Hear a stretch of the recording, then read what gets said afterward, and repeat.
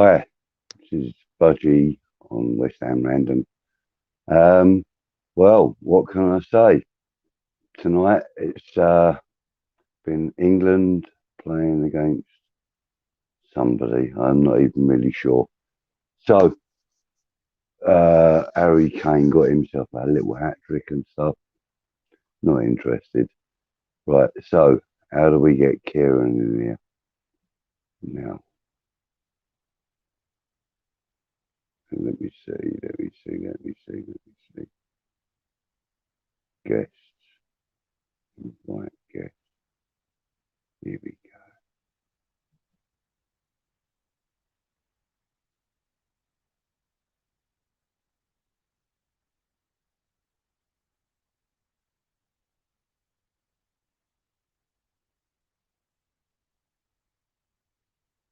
Here we go.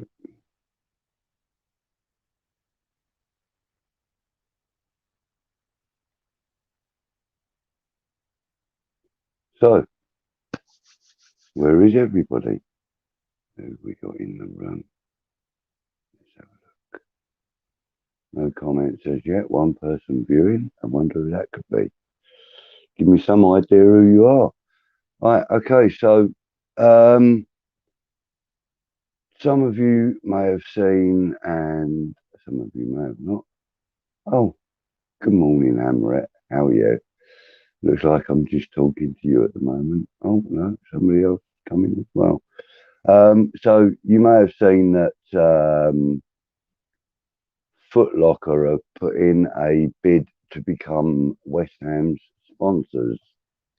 Now, I haven't had a full read up of it yet, but I do know a little bit about Foot Locker, and they are quite a large company, you know, sportswear, etc., etc. Which, as Pete pointed out to me earlier on, would mean that there's a good chance that West Ham's official kits will be available on the peg at Foot Locker stores. Now, I would imagine that's going to be one of the requirements of um, the sponsorship. It's a good chance that also that our man Mr. Kretinsky may be involved in that deal as well. So it could be that lots of things are being moved into place for a complete and utter takeover of West Ham United. Now, the deal for Foot Locker is reported to have been somewhere in the region of $1 billion. That's an awful lot of money. That would make us the richest club in the world if that was to happen. In some respects, it would give us the richest sponsorship in the world. That's for sure. I don't know of any other football sponsorship that is valued at 1 billion. That's with a B, $1 billion. So you know, it's too many numbers and digits for me to comprehend. So anyway, it's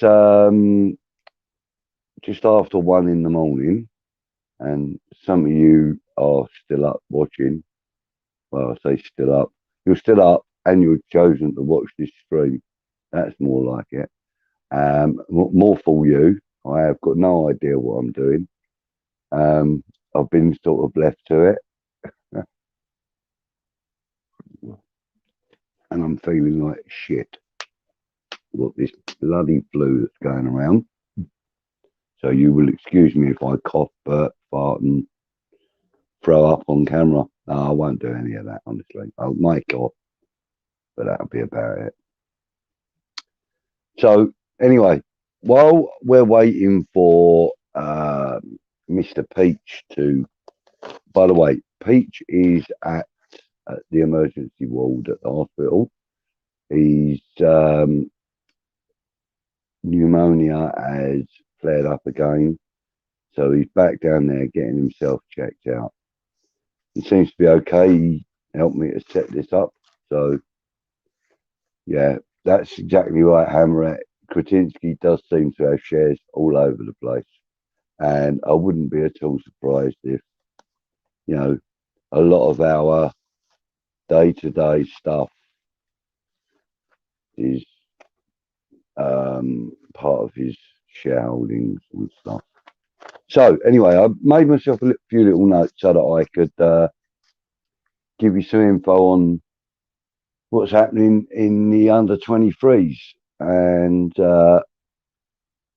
because there's a good chance that between now and January, we may have to just call up on him.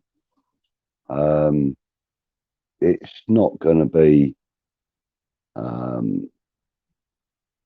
It's not going to be long before. Sorry, I was losing my train of thought. I need to turn this TV off. It's really distracting me. It's not going to be long before he has to call up on the under 23s to fill some of the gaps, especially if we start getting more injuries. Now, as the season wears on, we're going to get one or two, and one of them may possibly be vital injuries. Positions that we haven't really got anyone to fill, i.e., left back and striker. And if we lose another central defender, we're absolutely dead in the water. Tenzin, good evening to you, bro. Nice to see you. And you're whose biggest fan, mine or West Ham Randoms?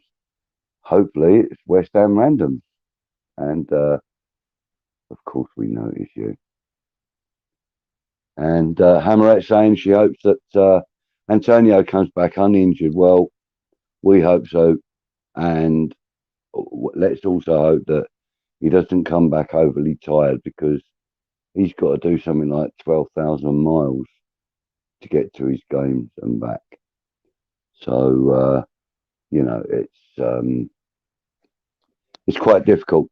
So the under 23s that I've had a look at today. Now, I'm just going to speak about the last three games for the under 23s. Now, all of them are teams that the senior team have played against as well. So we have to acknowledge the great work that the under 23s are doing. So in the last three games, their first one, 3 weeks ago, was against Tottenham, at Tottenham, and the finishing score, the end score, was Tottenham 3, West Ham 4. So beat them by 1 goal. Similarly to our boys, the senior squad. And the starting lineup consisted of some of the names that we're all familiar with, as in Ashby, Baptiste, Elise, Longello, Chesters, Equa, Forson, Okoflex, and a young guy called Sonny Perkins. Now, Sonny Perkins has been quite a revelation, actually, in the games that I've watched. His finishing ability is incredible, and he got the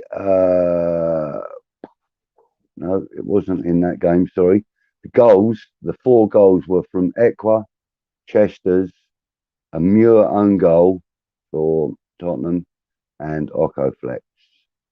Okoflex being one of the players that I've been looking at just recently, and he looks pretty good.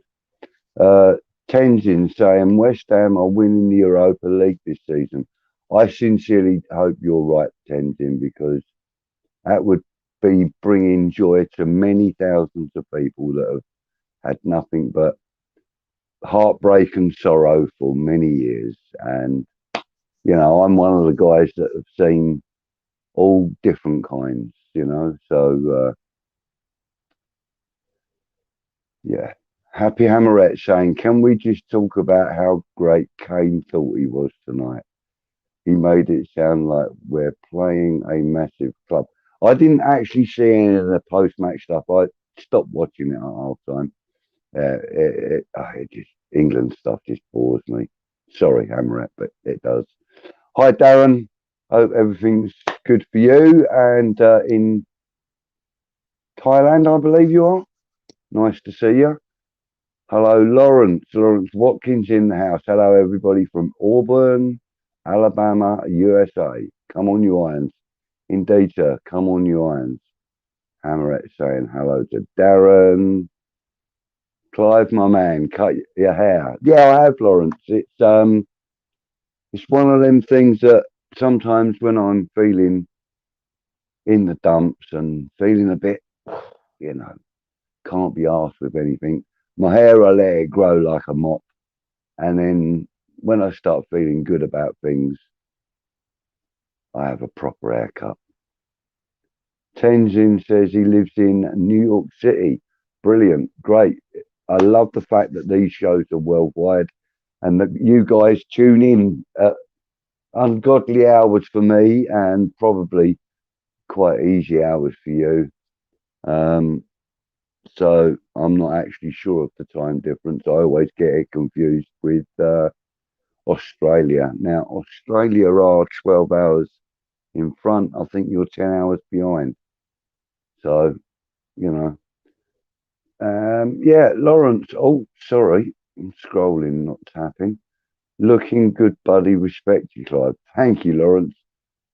Great to have you in. Great to have you commenting and being a part of the show. So, anyway, I was talking about the under 23s. Now, I've just gone and lost my earpiece. I was talking about the under 23s. The 4-3 win against Tottenham at the Tottenham ground. It's 8:12 p.m. for you, Tenzin. Okay, thank you. The next game, which was not last week but the week before, was versus Manchester United. Goals are plenty in that game. West Ham were at home and we beat Man United 6-0. Yes, that is not a spelling mistake. And you did hear it right. 6-0. So there were goals from Occo Flex, a penalty, first goal. And then Baptiste, lovely little shot from him. And then Mengi got an own goal for United. Occo Flex then scored the fourth with another penalty. Perkins, Sonny Perkins, as I said, great little player. Keep your eyes out for him. Sonny Perkins, good player. He got himself a little goal. And then Neves, Thierry Neves, finished off with number 6. Tenzin, you're too kind, my friend. Too kind. So Occo Flex won both of the penalties, and he also had he scored them both, and it was rather nice to see that he'd won them, and he scored them both. Kieran, my friend from sunny Australia. How are you, son? Good morning to you, Budgie, sir. How are you? I'm all right, darling. I'm all right. Yeah, I'm all good. We've got a few lovely people in the chat room. Hey, look at that comment that's up there now. Isn't that lovely? Oh, What do you reckon on that? Hey, what do you reckon on that? Hey, you'll be doing That one will be autographs up. soon, geezer. Oh, mate, yeah, book signings, the whole bloody kit and caboodle. That's staying up as long as it can. I haven't had any others after that. But we've also got Lawrence Watkins in the house. Look. There you go. And we've got Darren Higgins. And Darren Higgins in the house. And we've got Happy Hammerette in the house. And well, Budgie will be Budgie. What are you talking about, Clive? Come on. Um, yeah, look, Tenzin saying hello to Kieran. Right, No Tenzi. nonsense football. No nonsense football. All right, boys. Hello, no nonsense. I think I'm going to just call you No No for the time being. It's a lot easier if It's you no don't no. mind. Or yeah, No No. That's No No. And No here we no. go, It should be Kieran. no foe then, shouldn't it? Yeah, No No. And then there's one for you. Look, Kieran, on the Hi, screen. Look, Happy Hammerette. She's always the nice. love. Yeah, the lovely Happy She's Hamlet. been nice to me since I recognised her efforts of saving you. Oh, bless you. Oh, that's really nice of you to mention. Thank you, Kieran. Good day, Darren. And I always do, you know. you know, yeah, she's a lovely girl. Got to be honest. Look, smiling and laughing at me. So what you been up to, So, brother? well, not a lot, mate. You know, it's one of those days where I've not been feeling great. I've got to be honest with you. Right. Um, I'm sure we'll get to know you as well. No nonsense. Um, what was I going to say? Yeah, I've not been feeling great. I've had this bloody flu thing. I'm pretty Right. sure that Amaret actually cursed me with it, even though I haven't seen her for like 2 weeks or so. I reckon she's just like passed it through the phone at me. She's been doing the old voodoo on me, you Yeah, know. yeah, yeah. They can do that, mate, women. Yeah. Oh yeah, they're brilliant at it. Yeah, so and I did a little stream half time of the England game. Well, you know, you came in, you said hello. Oh, yeah, I just Well, accidentally on the popped into chat. it. Yeah, on the Yeah. chat. That was yeah. Look, say look, virtual flu. Amaret saying. Um, I'll get back to your other comment in a minute, Hamret. The other one that you put in. Um, yes, so I've been feeling pretty grotty all day. I've been just crashed out here, and this is my second one of these orange juices, and I've done about 8 cans of Fanta and a pizza the size of my head. You know, just oh man, yeah. I've not been great, but I have actually stuffed myself today. So I've been kind of looking after myself, you know. What about I've you? been, How's your day been? don't I know. suppose I've been in bed. yeah, it's early morning for you, isn't it? About Well, it's 10 a.m. 20, 20 past 11 now. Oh, So, is it? Yeah. yeah. What So about I ain't done much. Kieran Jr.? What's he up to then? Yeah, he's here. He's floating about in the moment. Oh, I is he? think he's off to do some recording or something. He's trying to go All down the right. Gold Coast. When you say floating about, I immediately think of Snoop Dogg smoking a fat reefer. Anyway, He's, I want to go back to this other comment that Hammeret's made, which is that the under 23s have Man City away next. Yes, they do. And I'm sorry, I've been talking about the under 23s briefly, right. Kieran. We've had in the last 3 weeks, we've had 3 games against them. We beat Tottenham away 3-4. Then we beat Man City 6-0. Sorry, Man United 6-0. Yeah. And our last game against them was Liverpool, and that was at home as well. And 3 we 0, beat wasn't them 3-0. That's exactly right. Goals from it? Sonny Perkins and Thierry Nevers in the first half, and then Yeah. Sonny Perkins got his second one in the second half. Now, I I was did saying a see little that. bit about this Sonny Perkins. He's a bit of work, isn't he? Don't you think? Yeah, he Have looked you seen tidy, him? didn't he?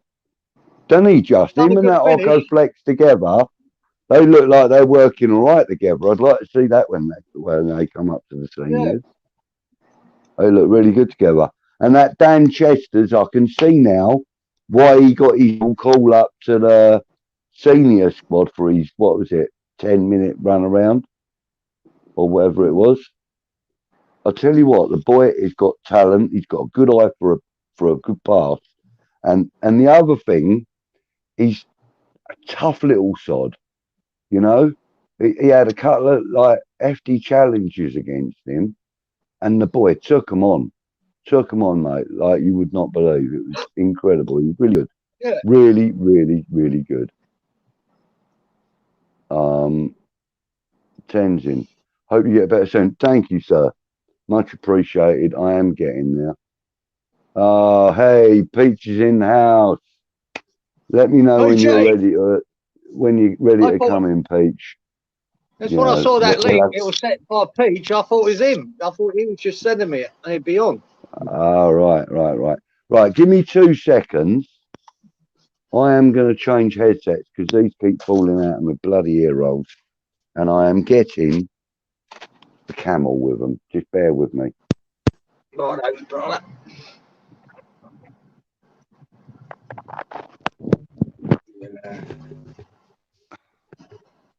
Right, I'm not on How's mute, am Peach I? feeling? Is it? No. Was Pete feeling all right today? Is Well, he getting a bit better? nah, he was feeling rough as a Bit fucking rough? bit of rope. I forgot. Yeah. So he went back to the emergency room at the hospital, and he's having Did he? himself checked over again. Yeah. Yeah. He's what do you call it? The pneumonia flaring Yeah. up again. Not So, sure about, brother. Fuck me. yeah. Look, no nonsense. You were perfectly right. Peach knows you. Fist pump in the air. Look at that. Sorted. Tenzin.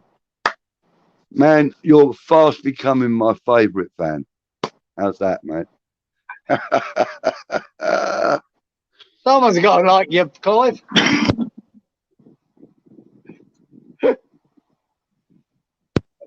Oh, man, you guys are killing me already. It's like a fucking hospital ward here. What's going on? Who knows? Who knows? Who knows? Look, big up, happy from Peachy. There we go. Look, and she's asking, how are you, Peach? How are you? Peach is bigging up Tenzin. And he says, he's brand new, Happy. I hope you're well. That's not strictly true. He's No, not brand new. He's feeling a little bit secondhand right now. So you just carry on getting yourself looked after, Peach. Don't you worry. Kieran and I will run things from here. Hey, Clivey. Yes, mate. It's pretty windy and breezy here. You know, is it interfering with the audio at all? Not particularly, mate. No, not No, you might particularly. notice the gusts and might be annoying. Yeah, no, I'll let you know if it becomes too noisy or anything, you know. Sweet. Look, there's another one for you, Kieran. Lawrence Watkins. Hello, Kieran, my friend. He's a top boy, Lawrence, isn't he? Mm-hmm. Hey, he's about that 20 odd years in the Navy, that man. That's right. That's right. Yeah. Yeah. Always got to respect the man that serves his country. Yeah. Yeah. All right, listen, guys, you're going to see. You're going to see something you don't see often enough. There we go. Look. Right. So I've had to put the old glasses on because I can't read bugger all without them, and I ain't got the TV screen going. So Lawrence is saying, hello, Kieran, my friend. And then Darren is saying, the family have subbed TTO Artisan some nice tunes. Oh, sorry. The family have subbed to Artisan. That's your boy, yeah. Oh, right. Sorry. Well done, Dan. You've been listening. Yeah. I was interested. I was interested to know what Darren and his daughter what they thought of his music, because I don't know, do I? I'm not, especially Darren's daughter, that age group. I like that tune, the first one, Even Flow. I'm gonna get my daughter and my son to have a listen to him actually. Yeah, they're both into their rap music, you know. I'm not really into the rap as much, you know. I like other stuff. That's surprising. I do like some rap. I got to be honest. I mean, I really like that Post Malone. I think he's really good. Like of the more modern rappers, I mean, obviously, yeah, you got people like Eminem and them guys and all the older ones, the ones that have passed along now, you know, Tupac and them, Biggie and that. I mean, they were all great. But of the modern rappers, you know, I only know a few of them because I've been kind of wrapped up in my blues music and stuff, you know. So you know. No, there is far and few between these days. There's a Canadian guy actually like called Tom McDonald. Don't know if you've ever heard of him. No, He's quite political, but very good. Very good. He makes a statement that way. Yeah. Lawrence saying, you guys are my boys. Yeah, man. We're all West Ham boys together, a lot of us. 26 years, but not counting. Love that. Love that. Oh, let's have a few smiling faces on the screen. So, yeah. So anyway, let's talk a little bit more about your son and his music. Come on, I'm intrigued. How long has he been recording stuff, Kieran? Only the last, I'd say, year or so recording, but he was like that. I like you, mate. I'm a big music fan with a wide variety. So when he was young, mate, I'd make him listen to Sinatra. I'd make him listen to the Sex Pistols. I'd make him listen to Aretha Franklin. I'd make him listen to classical music. And when he was in school, he actually took up the French horn in the orchestra. And he'd done that for about 5 years on French horn. And I bought him a guitar when he was really young. And he learnt the guitar, and mostly self-taught. And he used to go out busking when he was about 15, 16. He'd go out busking. He had all the confidence to do that. And that's great. That's great. And then he would now lately he's been into he's met people and he's doing his rapping. He doesn't stop writing. He's always writing stuff. And he just loves doing it. So his last 18 months he's starting recording stuff. So he loves it, he enjoys it so much. That's brilliant though. I love that. I like them kinds of stories, you know. It's like, you know, my daughter, she's always had a bit of a voice on her, you know. And all she wants to bloody do is go on that X Factor and things like that. And I keep saying to her, that's not the way to do it, you know. That's a quick way of getting 15 minutes of fame. You know? What you need to do is you need to go to a singing teacher. You need to learn how to breathe while you're singing properly because she's asthmatic. So you need to learn how to breathe while you're singing. I said, and then you need to start putting stuff out yourself on YouTube and that. You know, I could help her with it. You know, I mean, I know people that are musicians. I know one of my friends. He's the bass player and band leader, if you want to call him that, for a 16-piece funk and soul band called the Blunter Brothers. Now, anybody that's anywhere near Gatwick Airport would know about them because they are quite popular. You know, they do all like James Brown and Curtis Mayfield and Al Green and stuff like that, you know, funky stuff. They're really good. You know, they got like a 4 or 5-piece brass section. They got all sorts. And like they used to have, I expect he still probably does come and work with them at times, but they got this trombone player called Rico, quite famous in reggae circles. And he used to come and play a bit with them as well, you know. What's that? Fall slowly, Kieran. Fall slowly. I'll take it that must be one of your boys' tracks. No, it's called Something Flows. What's the name of your track? You've gone robotic. It's just what you want to say. Because Darren, you know Darren in Thailand, he put up a message in a minute ago. His family, he'd been family have subbed to your artisan, and they've been listening to some of your tunes. Woo! Say hello to Clive. You hear that? International. That's what I hear. Yeah. Say hello to Clive. Kieran Jr., how are you, sir? Yeah, all good, right, man. dude. Real good. Yourself? Real good. Yeah, I'm a bit jealous now because you're able to sit there without a shirt on, right? Yeah. I'm sitting in my house. I've got a hoodie, a long sleeve top, and I'm still fucking freezing. It's not good. It is not good. Your dad makes me jealous every day. You don't have to start on me and all. I prefer the cold every day. The heat is horrible. Oh, if it's cold, if it gets thanks near for zero, that. Happy Hammerette saying hi to you also, Kieran Jr. There you go, lovely. Appreciate you. So, well, you know, I'm gonna, as I said to your dad, I'm gonna get my two youngest to have a listen to some of your stuff because they're both into their rap and that. So, you know, one's 18, one's 21. So yeah, they'll appreciate the music.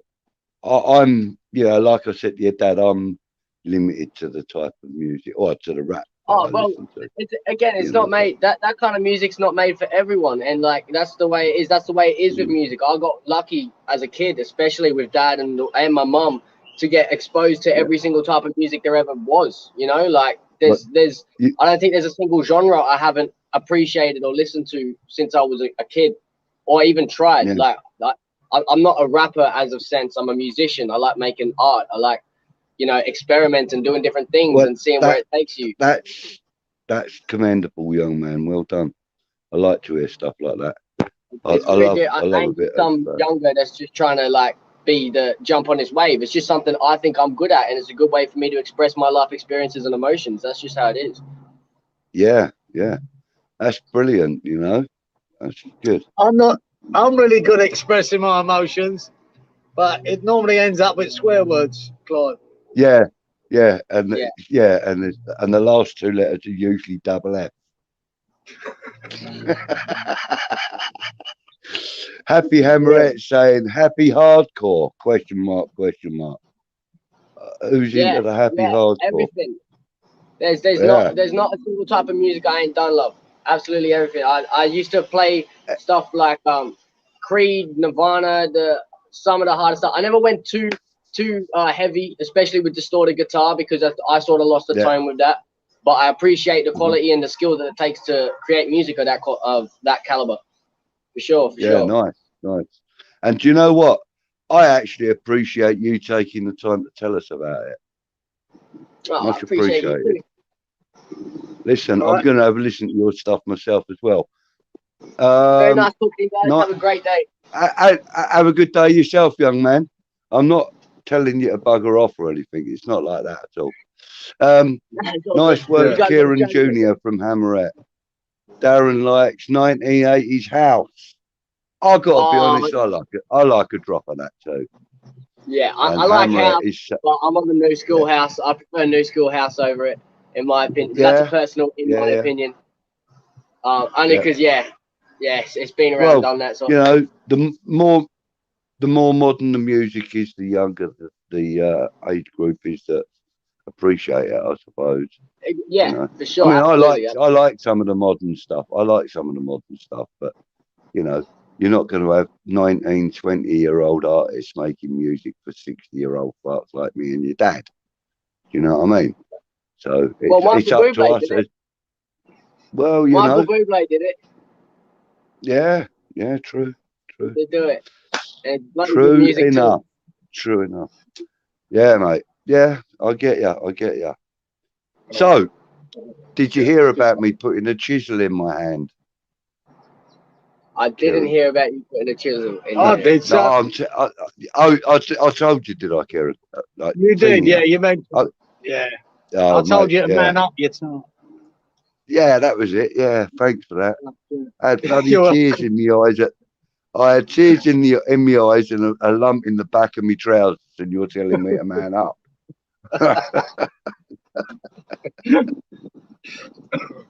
Mate, I've done a chisel in my hand quite a few times, Clive, over the years.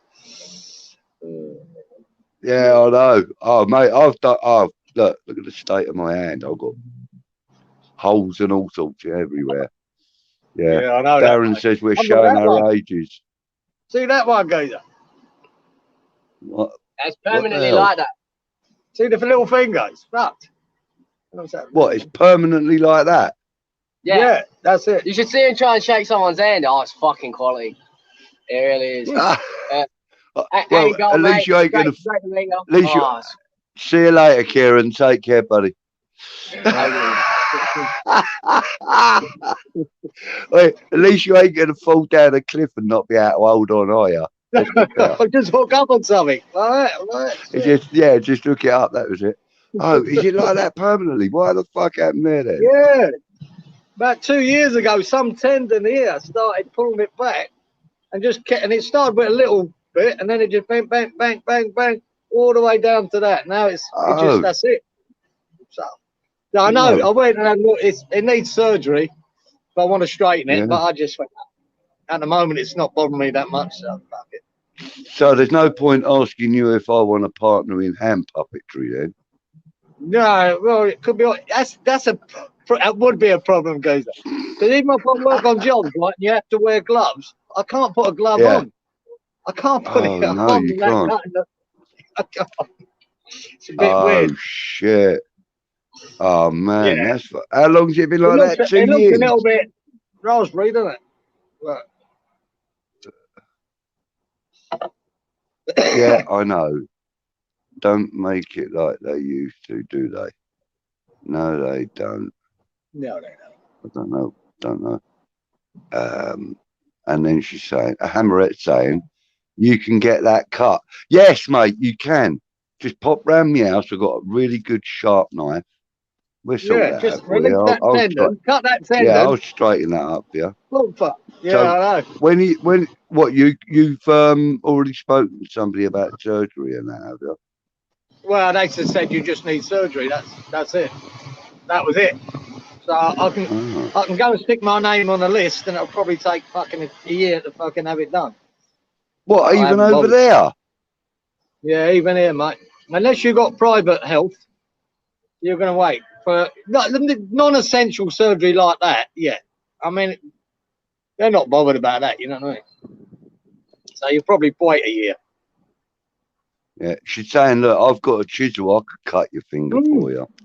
I know, but you'd probably do the other finger. I'll probably do the wrong arm, yeah. Exactly. Can't say they do any more, Hammerette, Darren says. Hammerette. So yeah, we've got well away from the subject of football. What subject? No one cares about football on this weekend because all you got is watching. Do you like that? Do you like that banner that's running across? Do you like that little banner that's running across? What does it say? It says. Who put that up? I did. You're getting fucking smart and all technical, aren't you? I know. It says Buzzy Uncaged with Kieran Beach and live chat. Hey, what are you all about? Oh, mate, you know. Well, Peach said to me, look, I've got to go into the emergency room. Can you cover for me? And I said, yeah, of course I can. So I was having a little play around before I went live, and I went, oh, look. Mate. Fuck's sake. Look at you. I mean, you started with your new earphones, and they're gone out the window already. What's going on with it? Yeah, no, that's because some bubble gum. Get some bubble gum. Stick it in your ears. Yeah. Bit of gaffer tape round my head. Yeah, I've got a problem with that, putting them things in my ears. They keep falling out. Yeah. Surgery with your chisel, Clive. Yeah, I wouldn't recommend it. Yeah, it's good job. Yeah, no, it's good job I've got a dressing over my arm. Otherwise, I'd show you it, and it's not very. Did you get it stitched, Gooner? No. No, I don't bother with them either. No. Stitches. Who wants stitches in their arm? No, I don't bother with stitching. I'll just wrap it up. I'd rather just rather have another flipping scar there. I've got scars right across that arm anyway, where I fell through a plate glass window. I've got. Nice. Oh, you can't actually see it at the moment, but it goes across there and down like that, where I fell through a plate glass window. But that was because I was being chased at the time. Yeah, I know what that means. No, nothing to do with football. It was all to do with her dad. Anyway, let's move on. Look who's in the house. Foman! Fo Sheezy. How we doing, Fo? I talked to Foman yesterday on American Hammers. And he hadn't seen our video yet, but he said he was going to have a look at it. So. All right. Okay. And I told him about I've got him now. I've got his photo. Yeah. And he was making sure that I weren't sharing it because he does like to be. He wants to be the international man of mystery. International man of mystery. That's what I call him, and he still is. International man of mystery. So I'll keep that photo very close. Yeah. No, I only sent that to you because I know you chat to him, and I've seen a couple of the chats between you on the live chat and that. So I knew that Fo wouldn't mind. I do hope that you'll forgive me for sending him a photograph of you and me together, Fo. But Hammerette's saying hi, Fo, with a big heart. Bless her. She's got a big heart anyway. Everybody loves Foman, don't they? Yeah. Everyone loves Fo, morning, mate, from Darren Higgins. I just covered that one, hopefully, mate. I hope you don't mind. I knew he was going to call you up on it, geezer. Yeah. It was just the one of me and you together. And it was only because it was a really nice one of me. And he went, who's that then? I said, oh, that's Fo. He said, oh, I know Fo. So I sent him the video that you did. No, I'm only playing. Anyway, so, yeah. Fo saying, hi, Hammerette, with 2 hearts. Mate, there's a romance blooming here. Look. Sorted. So we have Man City a week after the 23s have got them. Double smashing from the mighty Hammers. And why will we give them a double smashing? Why will we do that, Hammerette? Because we are... I'll let you answer that. Yo, Daz, a long time... Oh, I'm reading it out and not putting it on the screen. Fo Sheezy says, yo, Daz, a long time no see. How you keeping, mate? It's lovely that we all chat to each other in these chats, isn't it? I think, Clive, I think Foman's not been too well lately either, so... Oh, is he not? Look, all them hearts from Hammerette, that'll cheer him up, look. And a cheeky little smiling face just to have a pop at me on. I know that's what that is. And Darren says he hopes you're well, Fo. Which we all do, mate. If you've not been feeling well, Fo, let's hope that you're on the road to recovery in a speedy manner, mate. Man flu, Fo? Asking Hammerette. That's what I've got. And it was virtually transmitted to me by the woman asking the question. Not that I'm pointing in. Yeah, exactly. That means I'll have it tomorrow. Well, yeah, she's spoken to you now as well, hasn't she?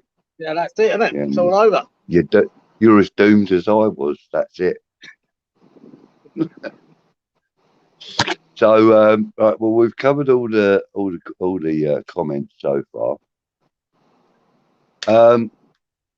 So anyway, as I said, over the last 3 weeks, we've had 3 really good wins under 23s with teams that we've also met as senior teams and had wins against all of them as well. So I know we didn't beat Man United in the league, but we did a few days later. So, there it is. Yeah, Hammerette says to spread the love. Yeah, we all love to spread the love. I like to spread the sunshine, Clive. Look. Yeah, I know. I know you do. Yeah. I know you do, mate. I know you do. And I know you only do it to try and, you know, bring a little sunshine to my life, but exactly, son. That's all it is. Make you feel warmer. Fosheezy is saying, no, Hammerette, something else. I've got surgery soon. Oh, man. I hope that goes well for you, Fo. Really do. Yeah, me too, Fo, man. You know that. Darren's saying it's like being in a doctor's waiting room. I thought it was more like being in God's waiting room with us two old farts. I know, we're all going down, Gazer. I know, look at us. I know, it's not good. You might have to ring Titch and see if he's all right. Well, do you know, I haven't heard anything from him in about 3 days. 2 or 3 days. Oh, that's him. He's Mind finished. you, with my with my sleep pattern the way it's been over the last couple of days, I can't remember what day we're on. What day is it? Friday? No, it's Saturday now, isn't it? Yeah. It's half past. Yeah, it's 1:45 in the morning on. I hope Harry Kane didn't get out of the cage and attack him.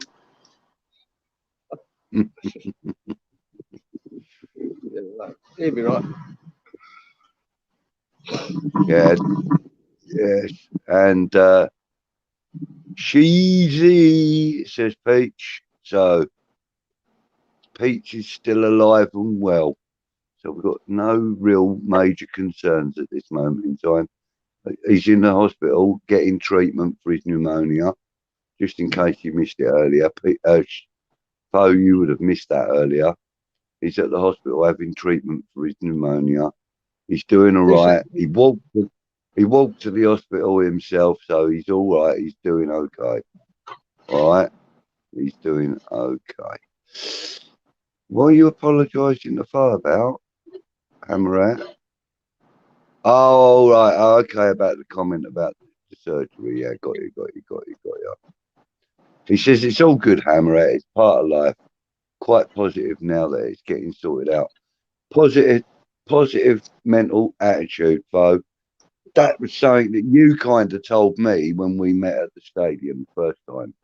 You kind of gave me the idea that you had a positive mental attitude. And I know you have. And I know you're going to go through this like a trooper. Anyway, Hammerette. Oh, since talking to Fo for the last 2 years, he's one of the most positive guys I've ever talked to on any of the chats. Well, there you go. There you go. That's what I'm saying. I picked that up from him when I met him at the stadium. You know, well, actually, it wasn't at the stadium per se. It was at the supporters club. Hammerette says, "What do you think of the Klozek rumours doing the rounds again?" Well, Hammerette, I was earlier on, and I've got a little note down somewhere. Earlier on, I was looking through. Got notes now. Yeah. I was looking through the News Now site about West Ham and that, and X is saying that it's imperative that we buy a striker for the winter window, and that he is reputed to be an ITK. So he's saying that the favourite target at the moment is Adam Klozek, and don't be surprised if we see him in January. So that's the news on that. That's kind of what do I think of the rumour? I think it's positive. Go on, Kieran. Yeah, it is a positive rumour, but do you think this conflict of interest comes into play with Matey being, you know, basically the owner of that club and starting to, join West Ham and then nick their assets? No, I don't think it's. I think it's right. Listen, Sparta Prague fans might not like it. He puts a bid in for 27% of the club, and he picks it up. Right? He picks up 27% of the club. He did. He also owns 40% of Sparta Prague. He is now recommending certain players from Sparta Prague to come to West Ham, right? And today, there's breaking news that Foot Locker, you've heard of them, yeah? Yeah. Right. Well, they've just put in a bid to be our new sponsor, our new sporting sponsor, instead of Betway, and it is reputed to be $1 billion. That's a B, not an M. $1 billion. Right. Not believing that for 1 minute. Right. Well, Kretinsky is a shareholder in Foot Locker. Okay. Yeah, but what do you mean it's worth $1 billion? Because that isn't worth that much money. It isn't worth. No, it's not.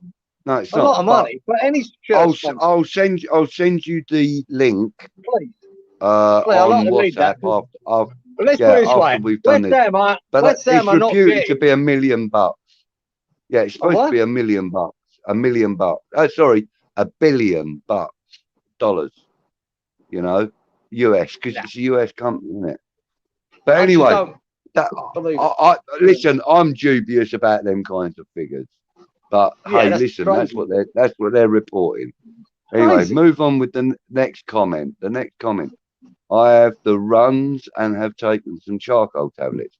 Well, that's a little bit too much information for us, but I hope you clear it up soon. And if charcoal tablets don't work, here's a little tip for you.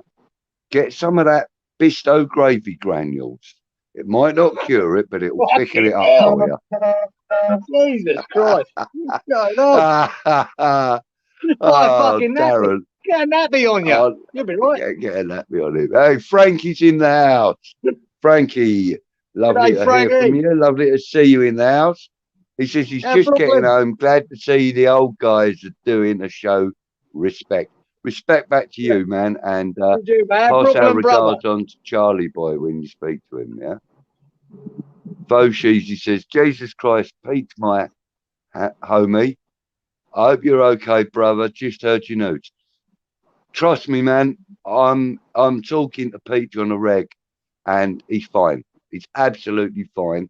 He's just feeling a bit low because he thought he'd got rid of the pneumonia, and it's picking up again. He's finished his course of antibiotics, and now he's got to go back. He's gone back to the hospital to get them to try and help him sort it out with more antibiotics, etc., etc.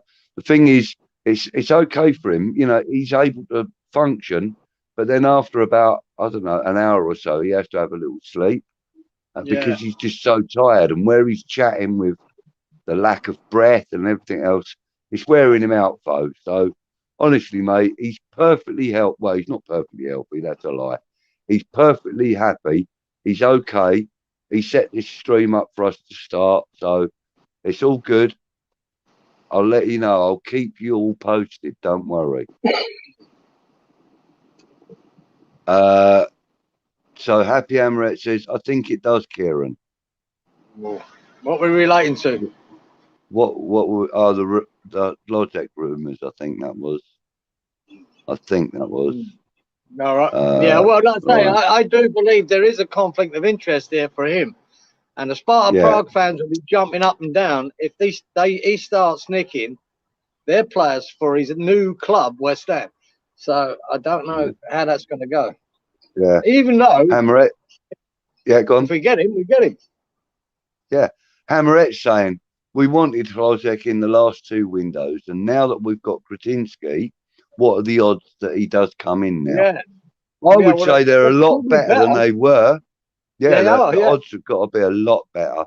And you know, one of the things that Kretinsky does know is football. All right. I mean, he's been on the board at Slavia Prague for I think it's 5 years now. I could be wrong. Somebody in the chat might know better than that.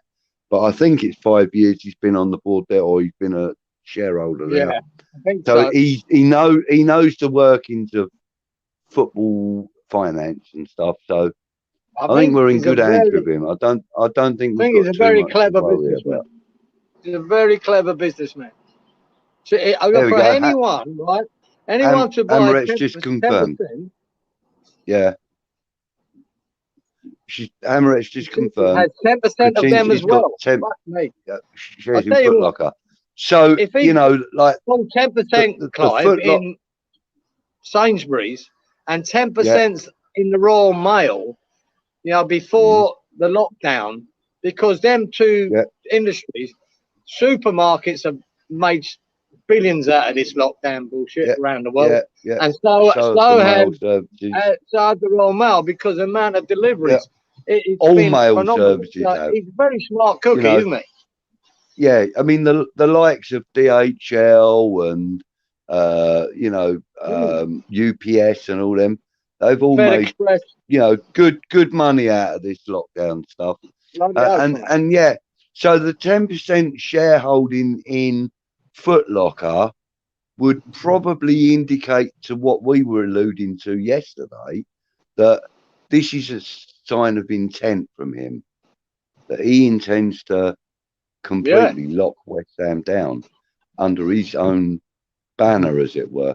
So don't be too surprised if we start getting, you know, Sainsbury's sponsorship, or we start doing Sainsbury's advertising, right? You know, you might end up having Declan Rice walking up to the till in Sainsbury's going, oh, you know, are these strictly for under 14s or whatever? Do you know what I mean? I don't know, some comedy bloody thing. But, you know, Royal Mail, you know, there's a good chance that all of these companies may just start having kind of little peekaboos in our business corporate world. It may well do. I mean? May well do so. And you know, he's expressed no desire to change anything about West Ham. He was actually quoted as saying that all he intends to do is to improve their chances of becoming champions. That was basically his wording. Phobe says, go on, carry on. I'll read Phobe's comment in a sec. Right. What I do like about his involvement now, it's not an aggressive takeover, right? I wouldn't want to see that, regardless what I think of GSP. I don't want to see an aggressive takeover, because then there's no choice. That affects, but then that affects the morale within the whole club. Yeah, and then that makes the players change their attitude and it changes the landscape, right? It changes the whole landscape.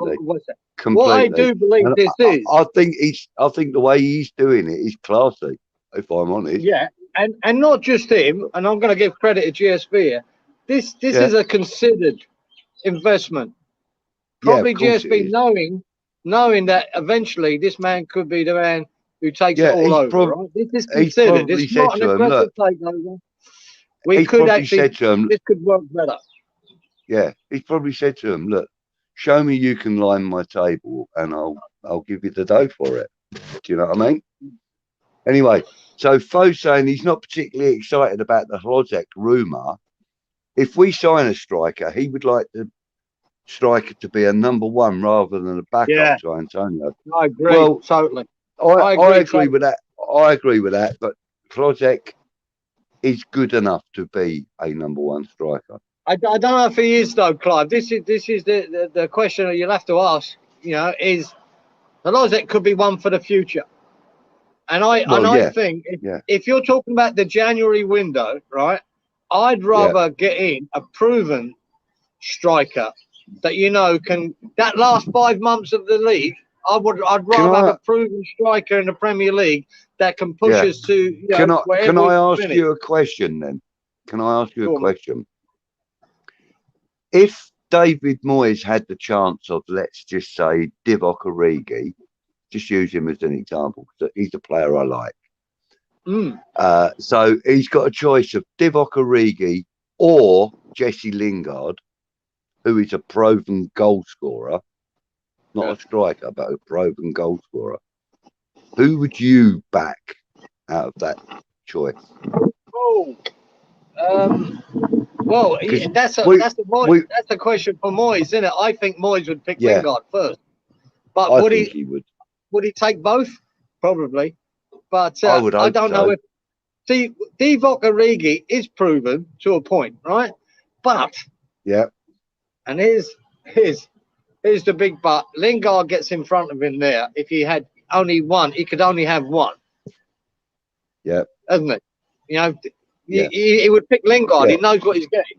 He Yeah, knows yeah, what he's getting. yeah. I agree. But I don't know whether Divock Origi is actually one of Moyes' targets. I really don't. None of us know. Foshi's is saying that I've got it wrong, that Foot Locker are worth 4 billion, not a 1 billion deal. No, the news item that I was sent was quoting the deal with the West Ham sponsorship being worth $1 billion. It couldn't be. Anyway, I'm gonna send that to you, Kieran. But yeah, I know. The heading of it is, you know, Foot Locker, blah blah blah, in a deal worth $1 billion. So that I'm just telling you what I've read. Unless it's over 30 years or something, Mudge. Hammerette says, I get that, vote. Also, how long is it going to take for him to be first team ready? I want us to improve now. So I kind of understand that sentiment. We're getting a little impatient now as West Ham fans. We've been spoilt a little bit with brilliant results, brilliant performances, fantastic league position, great European experience and progress. And we're doing really well in the domestic cup that we're in at the moment.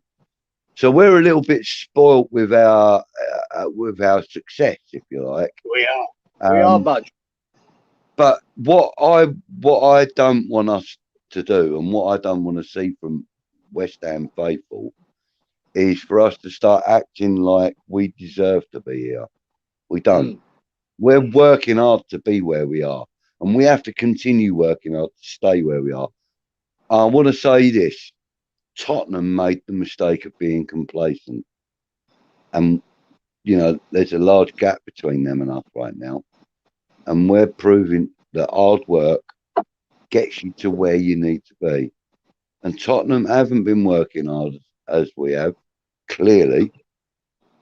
So that's what I want to say is that, you know, we're doing really well in this year's Europa competition.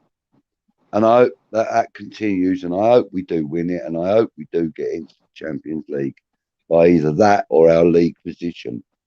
But I don't want us to be complacent about it. We've got to work hard, and I do mean that, from like the secretaries that send out the emails to the players that put the ball in the back of the net, and everybody in between at West Ham has to do their part. And that includes you and me, you know, that includes those of us that are fortunate to go to the stadium, those of us that watch it on the TV with our pals down the pub, those of us that watch it with our families 12,000 miles away. We all have to do our part. You know, none of us can be complacent about it. And that's why the old West Ham mindset comes in every time when we go, yeah, we're doing all right, but and you know, even though that kind of can be seen as negativity, it's still us doing our part, because that's how we've always been. We don't, exactly. Our club do not want us to change our passion. They don't want us to change our passion just because we're doing well. Yeah, they don't want us to become complacent. No, I think they don't want us to just. And I'm only guessing it. Clive, what Amrat's saying is there.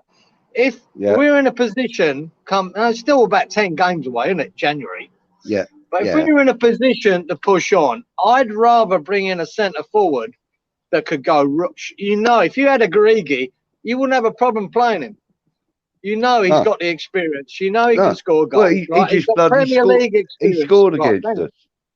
But I think Holozic, whatever his name is, for Moyes would be a project to get him up and running, like Vlasic, like Benrahma, like Bowen.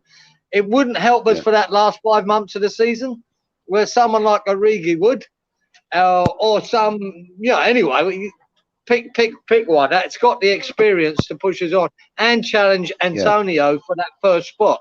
I think if you bring Logic in, he's going to be an understudy to Antonio until he gets injured or has a couple of bad games. And I'd rather see somebody who's match fit and ready to run and ready to go just for that 5 months, Yeah, I understand.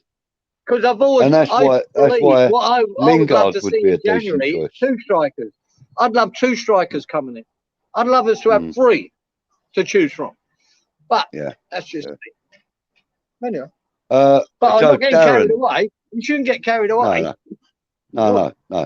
Darren Higgins is saying, good for some of our young players to go to Sparta for training and life experience. I agree. And also, perhaps even get 15 minutes on the pitch, 1 or 2 of them. Darren saying, good morning to you, Frankie. Lovely to see you in the house again, as usual. As always. Fo saying, exactly, Hammerette. It would be another Crowell Bassett situation. Everyone on his back for not being a world beater immediately. Yeah. Great point. Absolutely. Yeah. And like I said, it's because we're becoming a little bit more expectant of the players that we're signing. I will say this though, Clive. What Fo said, everyone. It hasn't been us. We haven't been on a Crowell back or Vlasic. We've been urging people to give him time. Yeah. But there is too many people on their backs saying it should be now, it should be now. No, it shouldn't be. This is a Moyes tactic. He brings them in, he bloods them, he gets them through. He's done it for everyone, nearly everyone. Yep. And I'm not worried about Vlasic until probably next year, 6 months' time. Then see where he is. Yeah. But and Flo's right. There's too many people fucking writing him off already. Yeah. Hammerette saying she really wants us to keep strengthening in this January window. We have to be able to stay top 4 in her opinion. Agreed. I would love us to stay top 4. There's no reason we can't. I'd still be happy with top 6 though, Clyde. Even though I want to stay, I'm happy with top 6 finish this season. I mean, it's still a great season. Yeah. 8:53 in the evening for Frankie Darren. Hozek is the only decent player at Sparta Prague. They are not Slavia Prague, where Souček and Tufal came from. Okay, right. Yep. Point taken.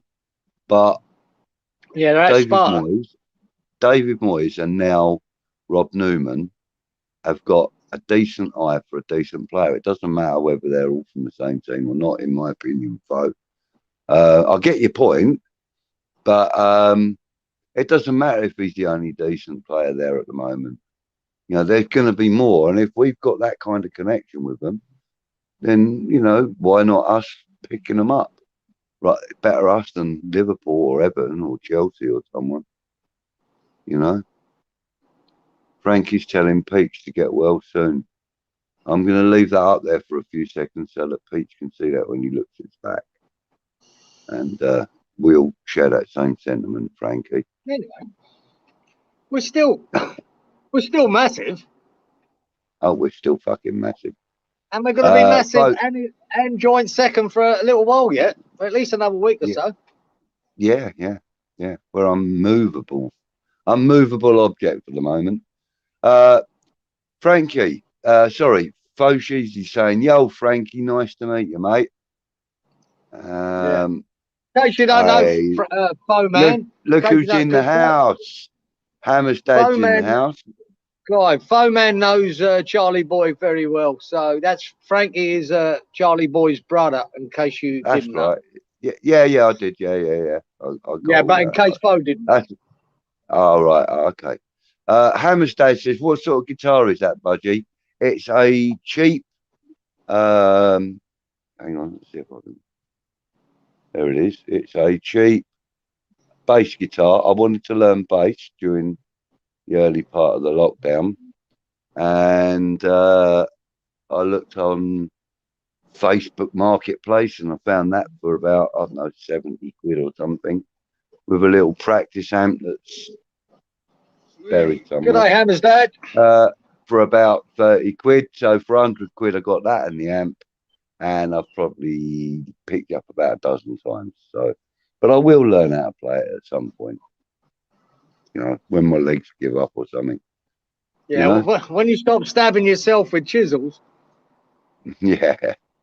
Well, that's what I might have to retire if I keep doing shit like that. Hammer's dad's asking, "What's up with Peach? Has he got COVID?" No, mate. He's had COVID. He got rid of that and then picked up pneumonia, and then he got a course of antibiotics from the doctor at the hospital and so on. And he's taken that course of antibiotics. He's starting to feel better. Unfortunately, it got hold of him again.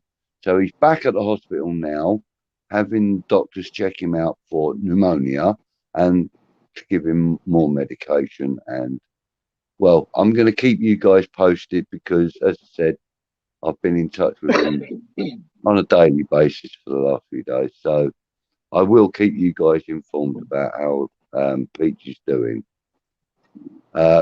Frankie says, "It's nice to meet you, Fo." Oh, hold up. There it comes. There it comes again. Hammerette says, "Oh, God, Sainsbury's on our kits." No, it's when they want to change it to orange and black. That's when we got to worry. Having Sainsbury's on there isn't a major issue, you know, because at least then. The catering, Clive. Well, you never know. That you know, Sainsbury's do many things. Many things. There you go. Hammerstead said, "Thought Sainsbury's was going down the pan." I've not heard anything myself, but then I don't watch the news. So, Fo says, "I think Krasinski has bought shares, to flip them in a few years' time. He is regarded as the Czech Warren Buffett. Yeah. Buffett, yeah. A shrewd businessman who buys shares on the cheap to make a profit, medium term." That is somewhat true to a degree, I would have thought, you know, and yeah, the possibility is there. It's highly possible. But this Kredinsky guy, he knows a bit about football, Fo, and I think he sees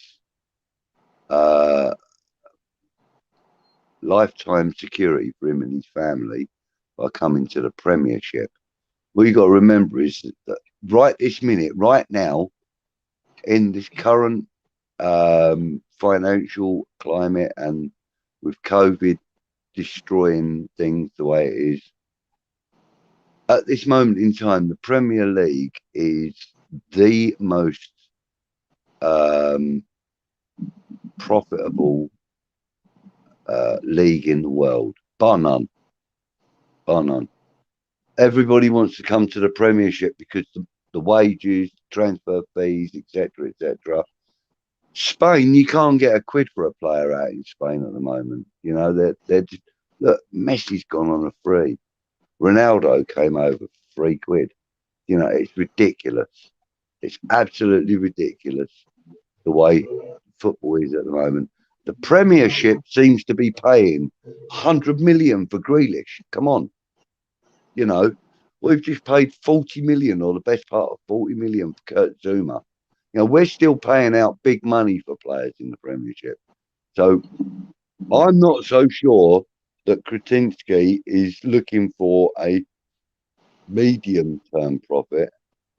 Excuse me. I think he's looking for lifetime security for his family and his great grandchildren, etc.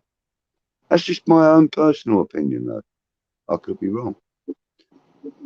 Amaret says, "I wonder if Kretinsky's coming in and taking a share of the club on gives Rice inspiration for his future with us." Good point. Let me cough. Yeah. Maybe. That is a really good point. That is a really good point. And it's probably likely that is going to influence Declan's decision-making process. But I think personally, I think Declan wants to win the Champions League with West Ham. That's what I think he wants to do. And I think that this European charge that we're on right now, this Europa League thing, if we get to win that, that will just inspire. I think he will be here for the long term. I don't think Declan actually wants to go anywhere. I'm not so sure, Clyde, because what makes me not so sure is he has already turned down more than once a chance to sign a new contract. Now, not that he wants to go anywhere, that doesn't indicate that, but what he doesn't want to do a Harry Kane where he's tied down to a contract and he can't get out of it, which happened to Kane last summer, didn't it? Where he could have, if he didn't have what he had in his contract, he could have left. But so Rice has turned that down. So he's looking after his own interests here. And that doesn't mean he wants to leave. We could still have Rice in 2-3 years' time. But I would like, if Rice signs a new contract, with a stipulation, some kind of stipulation that he can leave in a couple of years if the right offer comes in, then I'd be more confident about him staying. At the moment, I'm not. I still think the possibility of him leaving next summer is still a possibility because he's not signed that new contract. Or carry on with that train of thought. Carry on with that train of thought for a minute. I'll be 2 seconds.